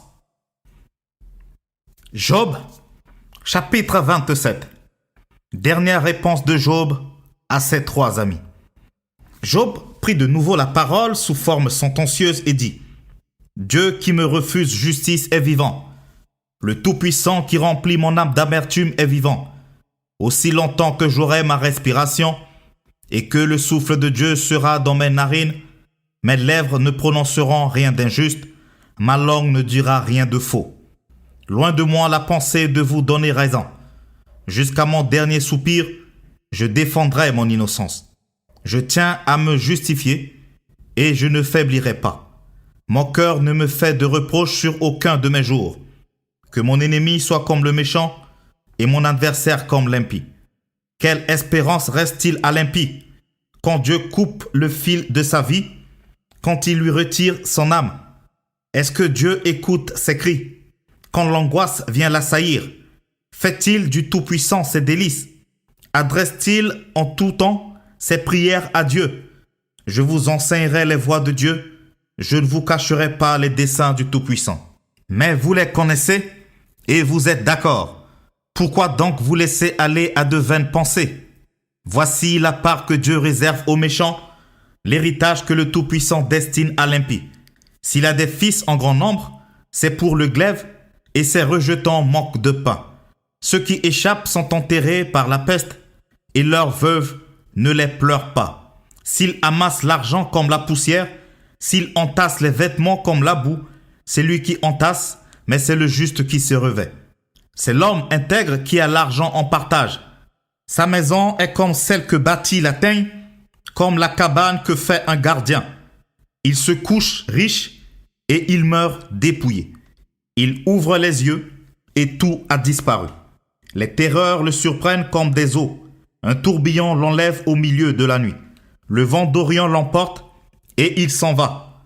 Il l'arrache violemment de sa demeure. Dieu lance sans pitié des traits contre lui et le méchant voudrait fuir pour les éviter. On bat des mains à sa chute et on le siffle à son départ. Job, chapitre 28. Il y a pour l'argent une mine, d'où on le fait sortir, et pour l'or un lieu, d'où on l'extrait pour l'affiner. Le fer se tire de la poussière, et la pierre se fond pour produire l'airain. L'homme fait cesser les ténèbres. Il explore jusque dans les endroits les plus profonds, les pierres cachées dans l'obscurité et dans l'ombre de la mort. Il creuse un puits, loin des lieux habités. Ses pieds ne lui sont plus en aide, et il est suspendu, balancé, loin des humains. La terre d'où sort le pain est bouleversée dans ses entrailles, comme par le feu. Ses pierres contiennent du saphir, et l'on y trouve de la poudre d'or. L'oiseau de proie n'en connaît pas le sentier, l'œil du vautour ne l'a point aperçu. Les plus fiers animaux ne l'ont point foulé, le lion n'y a jamais passé. L'homme porte sa main sur le roc, il renverse les montagnes depuis la racine. Il ouvre des tranchées dans les rochers et son œil contemple tout ce qu'il y a de précieux. Il arrête l'écoulement des eaux et il produit à la lumière ce qui est caché. Mais la sagesse, où se trouve-t-elle? Où est la demeure de l'intelligence? L'homme n'en connaît point le prix. Elle ne se trouve pas dans la terre des vivants. L'abîme dit, elle n'est point en moi. Et la mer dit, elle n'est point avec moi. Elle ne se donne pas contre de l'or pur. Elle ne s'achète pas au poids de l'argent. Elle ne se pèse pas contre l'or d'Ophir, ni contre le précieux onyx, ni contre le saphir. Elle ne peut se comparer à l'or ni au verre. Elle ne peut s'échanger pour un vase d'or fin. Le corail et le cristal ne sont rien auprès d'elle. La sagesse vaut plus que les perles. La topaze d'Éthiopie n'est point son égale. Et l'or pur n'entre pas en balance avec elle. D'où vient donc la sagesse? Où est la demeure de l'intelligence? Elle est cachée aux yeux de tout vivant. Elle est cachée aux oiseaux du ciel. Le gouffre et la mort disent, nous en avons entendu parler. C'est Dieu qui en sait le chemin. C'est lui qui connaît la demeure, car il voit jusqu'aux extrémités de la terre. Il aperçoit tout sous les cieux.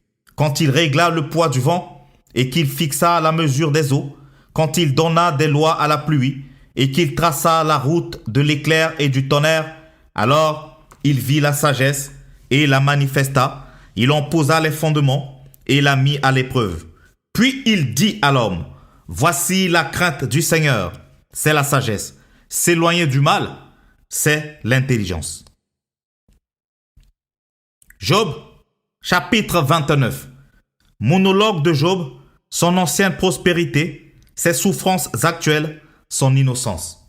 Job prit de nouveau la parole sous forme sentencieuse et dit, « Oh, que ne puis-je être comme au mois du passé, comme au jour où Dieu me gardait, comme sa lampe brillait sur ma tête, et que sa lumière me guidait dans les ténèbres, que ne suis-je comme au jour de ma vigueur, où Dieu veillait en ami sur ma tente, quand le Tout-Puissant était encore avec moi, et que mes enfants m'entouraient. Quand mes pieds se baignaient dans la crème, et que le rocher répandait près de moi des ruisseaux d'huile. Si je sortais pour aller à la porte de la ville, et si je me faisais préparer un siège dans la place, les jeunes gens se retiraient à mon approche, les vieillards se levaient et se tenaient debout. Les princes arrêtaient leur discours et mettaient la main sur leur bouche. La voix des chefs se taisait et leur langue s'attachait à leur palais. L'oreille qui m'entendait me disait heureux. L'œil qui me voyait me rendait témoignage, car je sauvais le pauvre qui implorait du secours et l'orphelin qui manquait d'appui. La bénédiction du malheureux venait sur moi. Je remplissais de joie le cœur de la veuve. Je me revêtais de la justice et je lui servais de vêtements. J'avais ma droiture pour manteau et pour turban. J'étais l'œil de l'aveugle et le pied du boiteux. J'étais le père des misérables. J'examinais la cause de l'inconnu. Je brisais la mâchoire de l'injuste et j'arrachais de ses dents la proie. Alors, je disais, je mourrai dans mon nid, mes jours seront abondants comme le sable. L'eau pénétrera dans mes racines, la rosée passera la nuit sur mes branches. Ma gloire reverdira sans cesse et mon arc rajeunira dans ma main. On m'écoutait et l'on restait dans l'attente. on gardait le silence devant mes conseils. Après mes discours, nul ne répliquait et ma parole était pour tous une bienfaisante rosée. Ils comptaient sur moi comme sur la pluie, ils ouvraient la bouche comme pour une pluie du printemps. Je leur souriais quand ils perdaient courage et l'on ne pouvait chasser la sérénité de mon front. J'aimais à aller vers eux et je m'asseyais à leur tête. J'étais comme un roi au milieu d'une troupe, comme un consolateur auprès des affligés. Job, chapitre 30. Et maintenant, je suis la risée de plus jeunes que moi, de ceux dont je dédaignais de mettre les pères parmi les chiens de mon troupeau. Mais à quoi me servait la force de leurs mains? Ils sont incapables d'atteindre la vieillesse. Desséchés par la misère et la faim, ils fuient dans les lieux arides, depuis longtemps abandonnés et déserts. Ils arrachent près des arbrisseaux les herbes sauvages et ils n'ont pour pain que la racine des genêts. On les chasse du milieu des hommes, on crie après eux comme après des voleurs. Ils habitent dans d'affreuses vallées, dans les cavernes de la terre et dans les rochers. Ils hurlent parmi les buissons, ils se rassemblent sous les ronces. Être vils et méprisés, on les repousse du pays. Et maintenant, je suis l'objet de leurs chansons, je suis en but à leurs propos. Ils ont horreur de moi, ils se détournent, ils me crachent au visage. Ils n'ont plus de retenue et ils m'humilient. Ils rejettent tout frein devant moi. Ces misérables se fraient à ma droite et me poussent les pieds. Ils se fraient contre moi des sentiers pour ma ruine. Ils détruisent mon premier sentier et travaillent à ma perte, eux à qui personne ne viendrait en aide. Ils arrivent comme par une large brèche. Ils se précipitent sous les craquements. Et les terreurs m'assiègent. Ma gloire est emportée comme par le vent. Mon bonheur a passé comme un nuage. Et maintenant, mon âme s'épanche en mon sein. Les jours de la souffrance m'ont saisi. La nuit me perce et m'arrache les os. La douleur qui me ronge ne se donne aucun repos. Par la violence du mal, mon vêtement perd sa forme. Il se colle à mon corps comme ma tunique. Dieu m'a jeté dans la boue et je ressemble à la poussière et à la cendre. Je crie vers toi et tu ne me réponds pas. Je me tiens debout et tu me lances ton regard. Tu deviens cruel contre moi. Tu me combats avec la force de ta main. Tu me soulèves, tu me fais voler au-dessus du vent et tu m'anéantis au bruit de la tempête. Car, je le sais, tu me mènes à la mort, au rendez-vous de tous les vivants. Mais celui qui va périr n'étend-il pas les mains? Celui qui est dans le malheur n'implore-t-il pas du secours? N'avais-je pas de larmes pour l'infortuné? Mon cœur n'avait-il pas pitié de l'indigent? J'attendais le bonheur et le malheur est arrivé. J'espérais la lumière et les ténèbres sont venues. Mes entrailles bouillonnent sans relâche. Les jours de la calamité m'ont surpris. Je marche noirci, mais non par le soleil. Je me lève en pleine assemblée et je crie. Je suis devenu le frère des chacals, le compagnon des autruches. Ma peau noircit et tombe. Mes os brûlent et se dessèchent. Ma harpe n'est plus qu'un instrument de deuil. Et mon chalumeau ne peut rendre que des sons plaintifs. Job, chapitre 31. J'avais fait un pacte avec mes yeux et je n'aurais pas arrêté mes regards sur une vierge. Quelle part Dieu m'eût-il réservé d'en haut? Quel héritage de Tout-Puissant m'eût-il envoyé des cieux? La ruine n'est-elle pas pour le méchant et le malheur pour ceux qui commettent l'iniquité? Dieu n'a-t-il pas connu mes voies? N'a-t-il pas compté tous mes pas? Si j'ai marché dans le mensonge, si mon pied a couru vers la fraude, que Dieu me pèse dans de balances justes et il reconnaîtra mon intégrité. Si mon pas s'est détourné du droit chemin, si mon cœur a suivi mes yeux, si quelque souillure s'est attachée à mes mains, que je sème et qu'un autre moissonne, et que mes rejetons soient déracinés. Si mon cœur a été séduit par une femme, si j'ai fait le guet à la porte de mon prochain, que ma femme tourne la meule pour un autre, et que d'autres la déshonorent. Car c'est un crime, un forfait que punissent les juges. C'est un feu qui dévore jusqu'à la ruine et qui aurait détruit toute ma richesse. Si j'ai méprisé le droit de mon serviteur ou de ma servante lorsqu'ils étaient en contestation avec moi, qu'ai-je à faire quand Dieu se lève? Qu'ai-je à répondre quand il châtie? Celui qui m'a créé dans le ventre de ma mère ne l'a-t-il pas créé? Le même Dieu ne nous a-t-il pas formés dans le sein maternel? Si j'ai refusé aux pauvres ce qu'ils demandaient, si j'ai fait languir les yeux de la veuve, Si j'ai mangé seul mon pain, sans que l'orphelin en eût sa part, moi qui l'ai dès ma jeunesse élevé comme un père, moi qui dès ma naissance ai soutenu la veuve. Si j'ai vu le malheureux manquer de vêtements, l'indigent n'avoir point de couverture, sans que ses reins m'aient béni, sans qu'il ait été réchauffé par la toison de mes agneaux. Si j'ai levé la main contre l'orphelin, parce que je me sentais un appui dans les juges, que mon épaule se détache de sa jointure, que mon bras tombe et qu'il se brise, car les châtiments de Dieu m'épouvantent, et je ne puis rien devant sa majesté. Si j'ai mis dans l'or ma confiance, si j'ai dit alors, tu es mon espoir, si je me suis réjoui de la grandeur de mes biens, de la quantité des richesses que j'avais acquises, si j'ai regardé le soleil quand il brillait, la lune quand elle avançait majestueuse, et si mon cœur s'est laissé séduire en secret, si ma main s'est portée sur ma bouche, c'est encore un crime que doivent punir les juges, et j'aurais renié le Dieu d'en haut. Si j'ai été joyeux du malheur de mon ennemi, si j'ai sauté d'allégresse quand les revers l'ont atteint, moi qui n'ai pas permis à ma langue de pécher, de demander sa mort avec imprécation. Si les gens de ma tente ne disaient pas, où est celui qui n'a pas été rassasié de sa viande? Si l'étranger passait la nuit dehors, si je n'ouvrais pas ma porte aux voyageurs, si, comme les hommes, j'ai caché mes transgressions et renfermé mes iniquités dans mon sein, parce que j'avais peur de la multitude, parce que je craignais le mépris des familles, me tenant à l'écart et n'osant franchir ma porte. Oh, qui me fera trouver quelqu'un qui m'écoute? Voilà ma défense toute signée. Que le Tout-Puissant me réponde. Qui me donnera la plainte écrite par mon adversaire? Je porterai son écrit sur mon épaule, je l'attacherai sur mon front comme une couronne. Je lui rendrai compte de tous mes pas, je m'approcherai de lui comme un prince.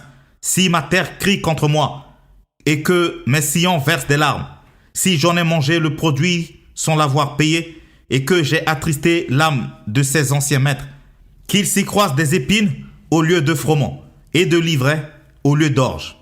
Fin des paroles de Job. Job, chapitre 32. Discours d'Élihu. Ces trois hommes cessèrent de répondre à Job parce qu'ils se regardaient comme justes. Alors s'enflamma de colère Élihu, fils de Barakéel de Buz, de la famille de Ram. Sa colère s'enflamma contre Job parce qu'il se disait juste devant Dieu. Et sa colère s'enflamma contre ses trois amis parce qu'ils ne trouvaient rien à répondre et que néanmoins, ils condamnaient Job. Comme ils étaient plus âgés que lui, Élihu avait attendu jusqu'à ce moment pour parler à Job. Mais voyant qu'il n'y avait plus de réponse dans la bouche de ces trois hommes, Élihu s'enflamma de colère, et Élihu, fils de Barakéel de Buz, prit la parole et dit : « Je suis jeune, et vous êtes des vieillards. C'est pourquoi j'ai craint, j'ai redouté de vous faire connaître mon sentiment. Je disais en moi-même : les jours parleront, le grand nombre des années enseignera la sagesse. Mais en réalité, dans l'homme, c'est l'esprit, le souffle du Tout-Puissant, qui donne l'intelligence. Ce n'est pas l'âge qui procure la sagesse, ce n'est pas la vieillesse qui rend capable de juger. Voilà pourquoi je dis : écoute, moi aussi j'exposerai ma pensée. J'ai attendu la fin de vos discours, j'ai suivi vos raisonnements, votre examen des paroles de Job. Je vous ai donné toute mon attention, et voici aucun de vous ne l'a convaincu. Aucun n'a refuté ses paroles. Ne dites pas cependant : en lui nous avons trouvé la sagesse. C'est Dieu qui peut le confondre, ce n'est pas un homme. Il ne s'est pas adressé directement à moi. Aussi, lui répondrai-je tout autrement que vous. Ils ont peur, ils ne répondent plus. Ils ont la parole coupée. J'ai attendu qu'ils eussent fini leur discours, qu'ils s'arrêtassent et ne sussent que répliquer. À mon tour, je veux répondre aussi, je veux dire aussi ce que je pense, car je suis plein de paroles. L'esprit me presse au-dedans de moi.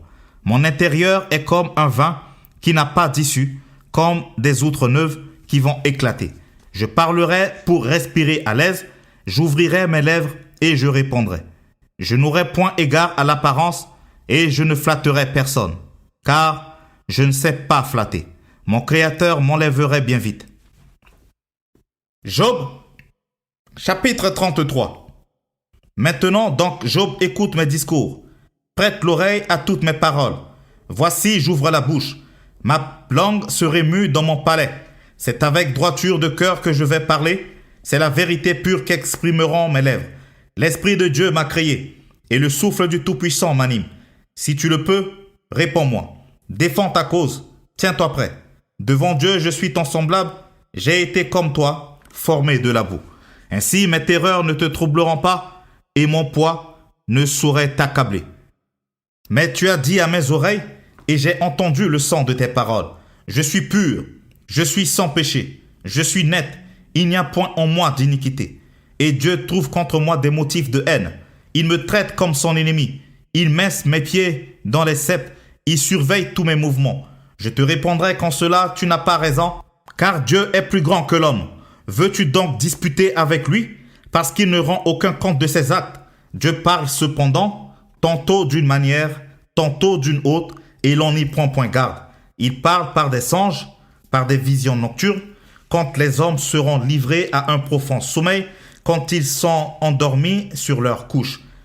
Alors il leur donne des avertissements et met le sceau à ses instructions, afin de détourner l'homme du mal et de le préserver de l'orgueil, afin de garantir son âme de la fosse et sa vie des coups du glaive.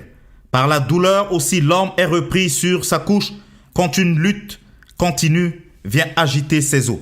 Alors il prend en dégoût le pain, même les aliments les plus exquis. Sa chair se consume et disparaît, ses os qu'on ne voyait pas sont mis à nu. Son âme s'approche de la fosse et sa vie des messagers de la mort. Mais s'il se trouve pour lui un ange intercesseur, un d'entre les 1000 qu'il annonce à l'homme la voie qu'il doit suivre, Dieu a compassion de lui et dit à l'ange, « Délivre-le, afin qu'il ne descende pas dans la fosse. J'ai trouvé une rançon, et sa chair a plus de fraîcheur qu'au premier âge. Il revient au jour de sa jeunesse. Il adresse à Dieu sa prière, et Dieu lui est propice, lui laisse voir sa face avec joie et lui rend son innocence. Il chante devant les hommes et dit, « J'ai péché, j'ai violé la justice, et je n'ai pas été puni comme je le méritais. Dieu a délivré mon âme pour qu'elle n'entrât pas dans la fosse, et ma vie s'épanouit à la lumière. » Voilà tout ce que Dieu fait, 2 fois, 3 fois avec l'homme, pour ramener son âme de la fosse, pour l'éclairer de la lumière des vivants. Sois attentif, Job, écoute-moi, tais-toi, et je parlerai. Si tu as quelque chose à dire, réponds-moi. Parle, car je voudrais te donner raison. Si tu n'as rien à dire, écoute, tais-toi, et je t'enseignerai la sagesse. Job, chapitre 34. Élihu reprit et dit, « Sages, écoutez mes discours. Vous qui êtes intelligents, prêtez-moi l'oreille, car l'oreille discerne les paroles, comme le palais savoure les aliments. Choisissons ce qui est juste, voyons entre nous ce qui est bon. » Job dit, « Je suis innocent, et Dieu me refuse justice. J'ai raison, et je passe pour menteur. Ma plaie est douloureuse, et je suis sans péché. Y a-t-il un homme semblable à Job, buvant la raillerie comme l'eau, marchant en société de ceux qui font le mal, cheminant de pair avec les impies? Car il a dit, il est inutile à l'homme de mettre son plaisir en Dieu. Écoutez-moi donc, hommes de sens. Loin de Dieu l'injustice, loin du Tout-Puissant l'iniquité. Il rend à l'homme selon ses œuvres. Il rétribue chacun selon ses voies. Non, certes, Dieu ne commet pas l'iniquité. Le Tout-Puissant ne viole pas la justice. Qui l'a chargé de gouverner la terre? Qui a confié l'univers à ses soins? S'il ne pensait qu'à lui-même, s'il retirait à lui son esprit et son souffle, toute chair périrait soudain, et l'homme rentrerait dans la poussière. Si tu as de l'intelligence, écoute ceci, prête l'oreille au son de mes paroles. Un ennemi de la justice régnerait-il, et condamnera-t-il le juste, le puissant, qui proclame la méchanceté des rois et l'iniquité des princes, qui n'a point égard à l'apparence des grands, et ne distingue pas le riche du pauvre? Parce que tous sont l'ouvrage de ses mains, en un instant, ils perdent la vie. Au milieu de la nuit, un peuple chancelle et périt. Le puissant disparaît sans la main d'aucun homme, car Dieu voit la conduite de tous, il a les regards sur les pas de chacun. Il n'y a ni ténèbres ni ombre de la mort où puissent se cacher ceux qui commettent l'iniquité. Dieu n'a pas besoin d'observer longtemps pour qu'un homme entre en jugement avec lui. Il brise les grands sans information et il met d'autres à leur place, car il connaît leurs œuvres. Il les renverse de nuit et ils sont écrasés. Il les frappe comme des impies à la face de tous les regards. En se détournant de lui, en abandonnant toutes ses voies, Ils ont fait monter à Dieu le cri du pauvre. Ils l'ont rendu attentif au cri des malheureux. S'il donne le repos, qui répandra le trouble? S'il cache sa face, qui pourra le voir? Il traite à l'égal soit une nation, soit un homme, afin que l'impie ne domine plus et qu'il ne soit plus un piège pour le peuple. Car a-t-il jamais dit à Dieu, « J'ai été châtié, je ne pécherai plus. Montre-moi ce que je ne vois pas. Si j'ai commis des injustices, je n'en commettrai plus. » Est-ce d'après toi que Dieu rendra la justice? C'est toi qui rejettes, qui choisis, mais non pas moi. Ce que tu sais, dis-le donc. Les hommes de sens seront de mon avis. Le sage qui m'écoute pensera comme moi. Job parle sans intelligence et ses discours manquent de raison.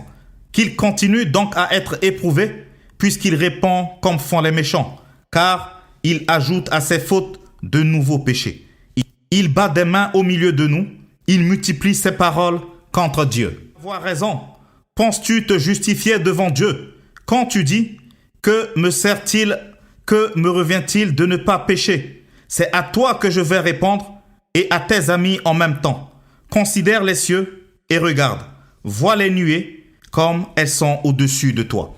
Si tu pèches, quel tort lui causes-tu? Et quand tes péchés se multiplient, que lui fais-tu? Si tu es juste, que lui donnes-tu? Que reçoit-il de ta main? Ta méchanceté ne peut nuire qu'à ton semblable. Ta justice n'est utile qu'au Fils de l'homme. On crie contre la multitude des oppresseurs, on se plaint de la violence d'un grand nombre. Mais nul ne dit « Où est Dieu, mon Créateur, qui inspire des chants d'allégresse pendant la nuit, qui nous instruit plus que les bêtes de la terre et nous donne l'intelligence plus qu'aux oiseaux du ciel.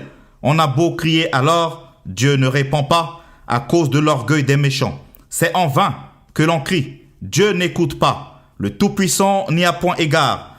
Bien que tu dises que tu ne le vois pas, ta cause est devant lui. Attends-le, mais parce que sa colère ne sévit point encore, ce n'est pas à dire qu'il ait peu souci du crime. Ainsi, Job ouvre vainement la bouche, il multiplie les paroles sans intelligence. Job, chapitre 36. Élihu continue et dit, « Attends un peu et je vais poursuivre, car j'ai des paroles encore pour la cause de Dieu. Je prendrai mes raisons de haut et je prouverai la justice de mon Créateur. Sois-en sûr, mes discours ne sont pas des mensonges, mes sentiments devant toi sont sincères. Dieu est puissant, mais il ne rejette personne. Il est puissant par la force de son intelligence. Il ne laisse pas vivre le méchant et il fait droit aux malheureux. Il ne détourne pas les yeux de dessus les justes. Il les place sur le trône avec les rois. Il les y fait asseoir pour toujours, afin qu'ils soient élevés. Viennent-ils à tomber dans les chaînes? Sont-ils pris dans les liens de l'adversité? Il leur dénonce leurs œuvres, leurs transgressions, leur orgueil. Il les avertit pour leur instruction.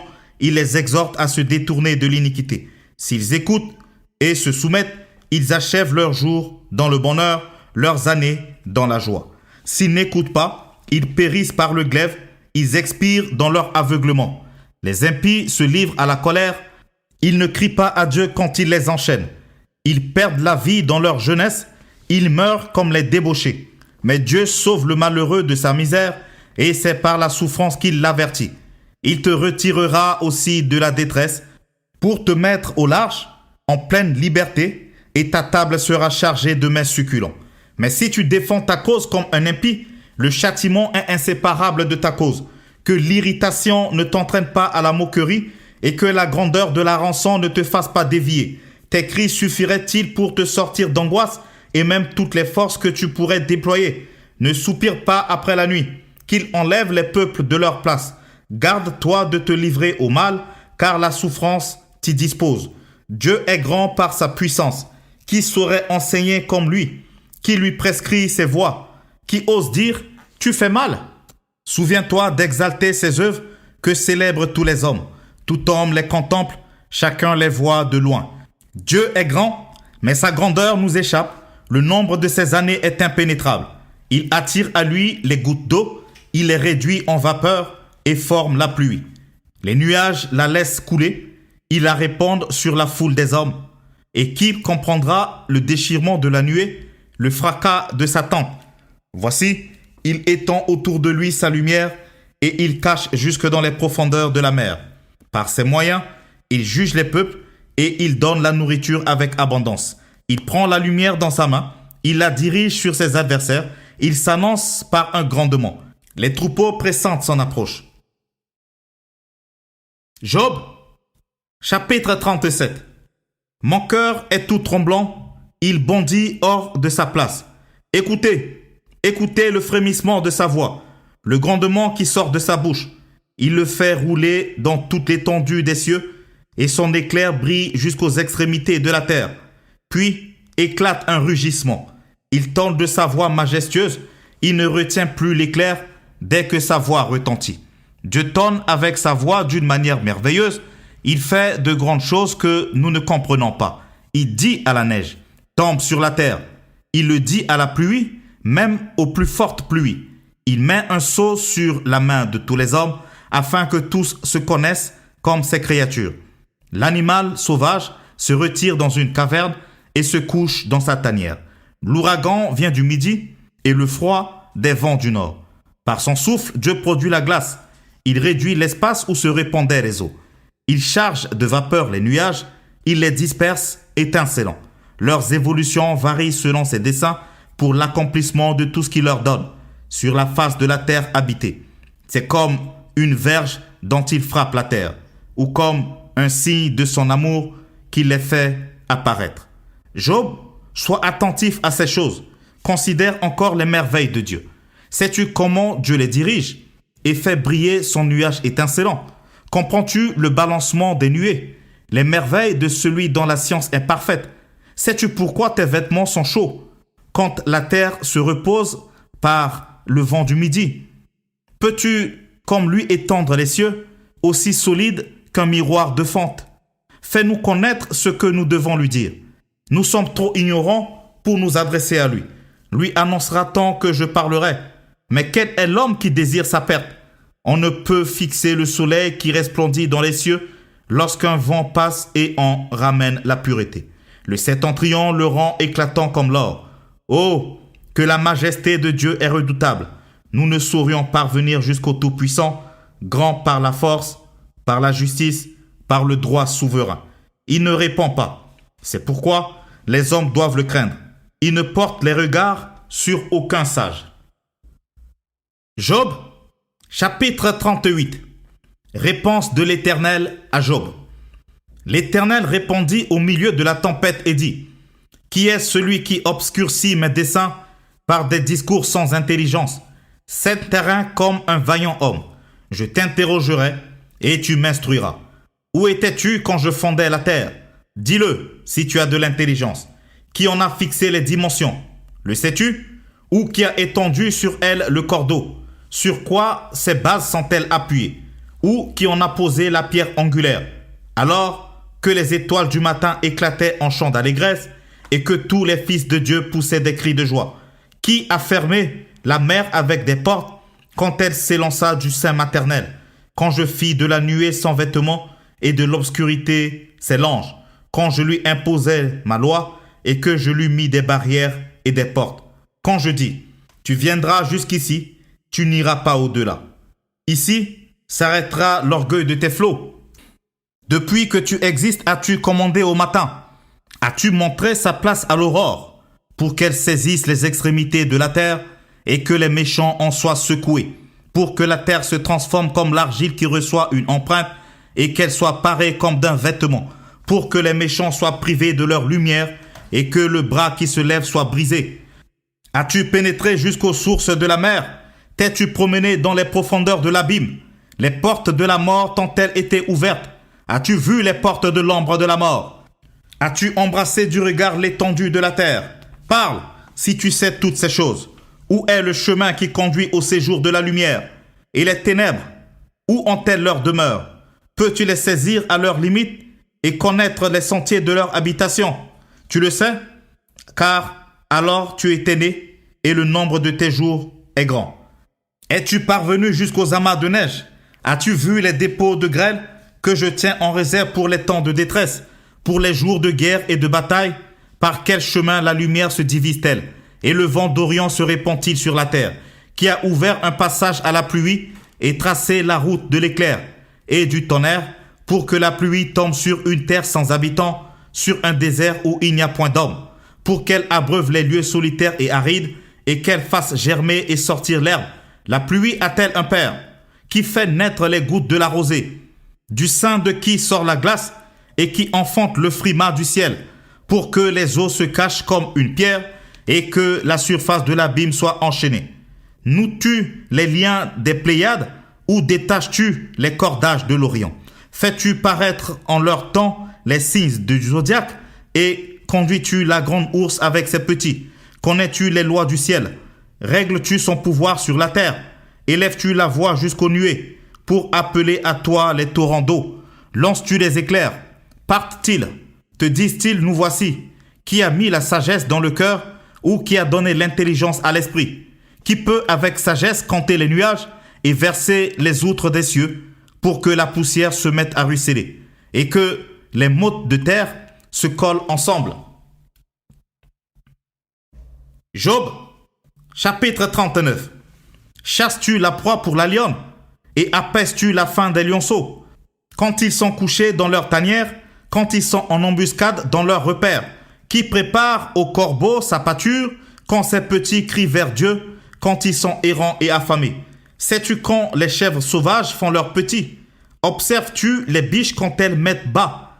Comptes-tu les mois pendant lesquels elles portent? Et connais-tu l'époque où elles enfantent? Elles se courbent, laissent échapper leur progéniture et sont délivrées de leur douleur. Leurs petits prennent de la vigueur et grandissent en plein air. Ils s'éloignent et ne reviennent plus auprès d'elles. Qui met en liberté l'âne sauvage et l'affranchit de tout lien. J'ai fait du désert son habitation, de la terre salée sa demeure. Il se rit du tumulte des villes, il n'entend pas les cris d'un maître. Il parcourt les montagnes pour trouver sa pâture. Il est à la recherche de tout ce qui est vert. Le buffle veut-il être à ton service? Passe-t-il la nuit vers ta crèche? L'attaches-tu par une corde pour qu'il trace un sillon? Va-t-il après toi briser les mottes des vallées? Te reposes-tu sur lui parce que sa force est grande? Lui abandonnes-tu le soin de tes travaux? Te fies-tu à lui pour la rentrée de ta récolte? Est-ce lui qui doit l'amasser dans ton air? L'aile de l'autruche se déploie joyeuse. On dirait l'aile, le plumage de la cigogne. Mais l'autruche abandonne ses œufs à la terre et les fait chauffer sur la poussière. Elle oublie que le pied peut les écraser, qu'une bête des champs peut les fouler. Elle est dure envers ses petits, comme s'ils n'étaient point à elle. Elle ne s'inquiète pas de l'inutilité de son enfantement, car Dieu lui a refusé la sagesse. Il ne lui a pas donné l'intelligence en partage. Quand elle se lève et prend sa course, elle se rit du cheval et de son cavalier. Est-ce toi qui donnes la vigueur au cheval et qui revêt son cou d'une crinière flottante? Le fais-tu bondir comme la sauterelle? Son fier hennissement répand la terreur. Il creuse le sol et se réjouit de sa force. Il s'élance au-devant des armes. Il se rit de la crainte. Il n'a pas peur. Il ne recule pas en face de l'épée. S'il lui retentit le carquois, brille la lance et le javelot. Bouillonnant d'ardeur, il dévore la terre. Il ne peut se contenir au bruit de la trompette. Quand la trompette sonne, il dit « En avant !» et de loin il flaire la bataille. La voix tonnante des chefs et les cris de guerre. Est-ce par ton intelligence que l'épervier prend son envol et qu'il étend ses ailes vers le midi? Est-ce par ton ordre que l'aigle s'élève et qu'il place son nid sur les hauteurs? C'est dans les rochers qu'il habite qu'il a sa demeure, sur la cime des rochers, sur le sommet des monts. De là, il épie sa proie, il plonge au loin les regards. Ses petits boivent le sang, et là où sont des cadavres, l'aigle se trouve. L'Éternel s'adressant à Job et dit « Celui qui dispute contre le Tout-Puissant est-il convaincu? Celui qui conteste avec Dieu a-t-il une réplique à faire ?» Job répondit à l'Éternel et dit « Voici, je suis trop peu de choses. Que te répliquerai-je? Je mets la main sur ma bouche. J'ai parlé une fois, je ne répondrai plus. 2 fois, je n'ajouterai rien. » Job, chapitre 40. L'Éternel répondit à Job du milieu de la tempête et dit « Saint terrain comme un vaillant homme, je t'interrogerai et tu m'instruiras. Anéantiras-tu jusqu'à ma justice? Me condamneras-tu pour te donner droit? As-tu un bras comme celui de Dieu? Une voix tonnante comme la sienne? Orne-toi de magnificence et de grandeur, revêt-toi de splendeur et de gloire. Répands les flots de ta colère, et d'un regard abaisse les hautains. D'un regard humilie les hautains, écrase sur place les méchants, cache-les tous ensemble dans la poussière, enferme leurs fronts dans les ténèbres. Alors, je rends hommage à la puissance de ta droite. Voici l'hippopotame à qui j'ai donné la vie comme à toi. Il mange de l'herbe comme le bœuf. Le voici, sa force dans ses reins et sa vigueur dans les muscles de son ventre. Il plie sa queue aussi ferme qu'un cèdre. Les nerfs de ses cuisses sont entrelacés. Ses os sont des tubes d'airain. Ses membres sont comme des barres de fer. Il est la première des œuvres de Dieu. Celui qui l'a fait l'a pourvu d'un glaive. Il trouve sa pâture dans les montagnes où se jouent toutes les bêtes des champs. Il se couche sous les lotus, au milieu des roseaux et des marécages. Les lotus le couvrent de leur ombre, les saules du torrent l'environnent. Que le fleuve vienne à déborder, il ne s'enfuit pas. Que le Jourdain se précipite dans sa gueule, il reste calme. Est-ce à force ouverte qu'on pourra le saisir? Est-ce au moyen de filets qu'on lui percera le nez? Prendras-tu le crocodile à l'hameçon? Saisiras-tu sa langue avec une corde? Mettras-tu un jonc dans ses narines? Lui perceras-tu la mâchoire avec un crochet? Te pressera-t-il de supplications? Te parlera-t-il d'une voix douce? Fera-t-il une alliance avec toi pour devenir à toujours ton esclave? Joueras-tu avec lui comme avec un oiseau? L'attacheras-tu pour amuser tes jeunes filles? Les pêcheurs en trafiquent-ils? Le partagent-ils entre les marchands? Couvriras-tu sa peau de dard et sa tête de harpon? Dresse ta main contre lui et tu ne t'aviseras plus de l'attaquer. Voici, on est trompé dans son attente. À son seul aspect, n'est-on pas terrassé? Job, chapitre 41. Nul n'est assez hardi pour l'exciter. Qui donc me résisterait-il en face? De qui suis-je le débiteur? Je le paierai. Sous le ciel, tout m'appartient. Je veux encore parler de ses membres, et de sa force, et de sa beauté, de sa structure. Qui soulevera son vêtement? Qui pénétrera entre ses mâchoires? Qui ouvrira les portes de sa gueule? Autour de ses dents habite la terreur. Ses magnifiques et puissants boucliers sont unis ensemble comme par un sceau. Ils se serrent l'un contre l'autre et l'air ne passerait pas entre eux. Ce sont des frères qui s'embrassent, se saisissent, demeurent inséparables. Ses éternuements font briller la lumière. Ses yeux sont comme les paupières de l'aurore. Des flammes jaillissent de sa bouche, des étincelles de feu s'en échappent. Une fumée sort de ses narines comme d'un vase qui bout d'une chaudière ardente. Son souffle allume les charbons, sa gueule lance la flamme. La force a son cou pour demeure et l'effroi bondit au-devant de lui. Ses parties charnues tiennent ensemble, fondues sur lui, inébranlables. Son cœur est dur comme la pierre, dur comme la meule inférieure. Quand il se lève, les plus vaillants ont peur et l'épouvante les fait fuir. C'est en vain qu'on l'attaque avec l'épée. La lance, le javelot, la cuirasse ne servent à rien. Il regarde le fer comme de la paille, les reins comme du bois pourri. La flèche ne le met pas en fuite. Les pierres de la fronde sont pour lui du chaume. Il ne voit dans la massue qu'un brin de paille. Il rit au sifflement des dards. Sous son ventre sont des pointes aiguës. On dirait une herse qu'il étend sur le limon. Il fait bouillir le fond de la mer comme une chaudière. Il l'agite comme un vase rempli de parfums. Il laisse après lui un sentier lumineux. L'abîme prend la chevelure d'un vieillard. Sur la terre, nul n'est sans maître. Il a été créé pour ne rien craindre. Il regarde avec dédain tout ce qui est élevé. Il est le roi des plus fiers animaux. Job, chapitre 42. Humiliation et repentir de Job. Job répondit à l'Éternel et dit: Je reconnais que tu peux tout et que rien ne s'oppose à tes pensées. Qui est celui qui a la folie d'obscurcir mes desseins? Oui, j'ai parlé sans les comprendre, de merveilles qui me dépassent et que je ne conçois pas. Écoute-moi et je parlerai. Je t'interrogerai et tu m'instruiras. Mon oreille avait entendu parler de toi, mais maintenant mon œil t'a vu. C'est pourquoi je me condamne et je me répands sur la poussière et sur la cendre. Retour de Job à la prospérité. Après que l'Éternel eut adressé ces paroles à Job, il dit à Eliphaz de Théman, « Ma colère est enflammée contre toi et contre tes deux amis, parce que vous n'avez pas parlé de moi avec droiture comme l'a fait mon serviteur Job.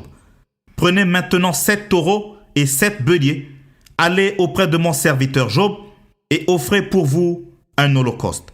Job, mon serviteur, priera pour vous, et c'est par égard pour lui seul que je ne vous traiterai pas selon votre folie. Car vous n'avez pas parlé de moi avec droiture, comme l'a fait mon serviteur Job. » Eliphaz de Théman, Bildad de Chouach et Sophar de Naama allèrent et firent comme l'Éternel leur avait dit. Et l'Éternel eut égard à la prière de Job. L'Éternel rétablit Job dans son premier état, quand Job eut prié pour ses amis. Et l'Éternel lui accorda le double de tout ce qu'il avait possédé. Les frères, les sœurs et les anciens amis de Job vinrent tous le visiter, et ils mangèrent avec lui dans sa maison. Ils le plaignirent et le consolèrent de tous les malheurs que l'Éternel avait fait venir sur lui, et chacun lui donna un kessita et un anneau d'or. Pendant ces dernières années, Job reçut de l'Éternel plus de bénédictions qu'il n'en avait reçu dans les premières. Il posséda 14 000 brebis, 6 000 chameaux, 1000 paires de bœufs et 1000 ânesses. Il eut 7 fils et 3 filles. Il donna à la première le nom de Jémima, à la seconde celui de Kétia et à la troisième celui de Kéren-Apou. Il n'y avait pas dans tout le pays d'aussi belles femmes que les filles de Job. Leur père leur accorda une part d'héritage parmi leurs frères. Job vécut après cela 140 ans et il vit ses fils et les fils de ses fils jusqu'à la 4e génération. Et Job mourut, âgé et rassasié de jours.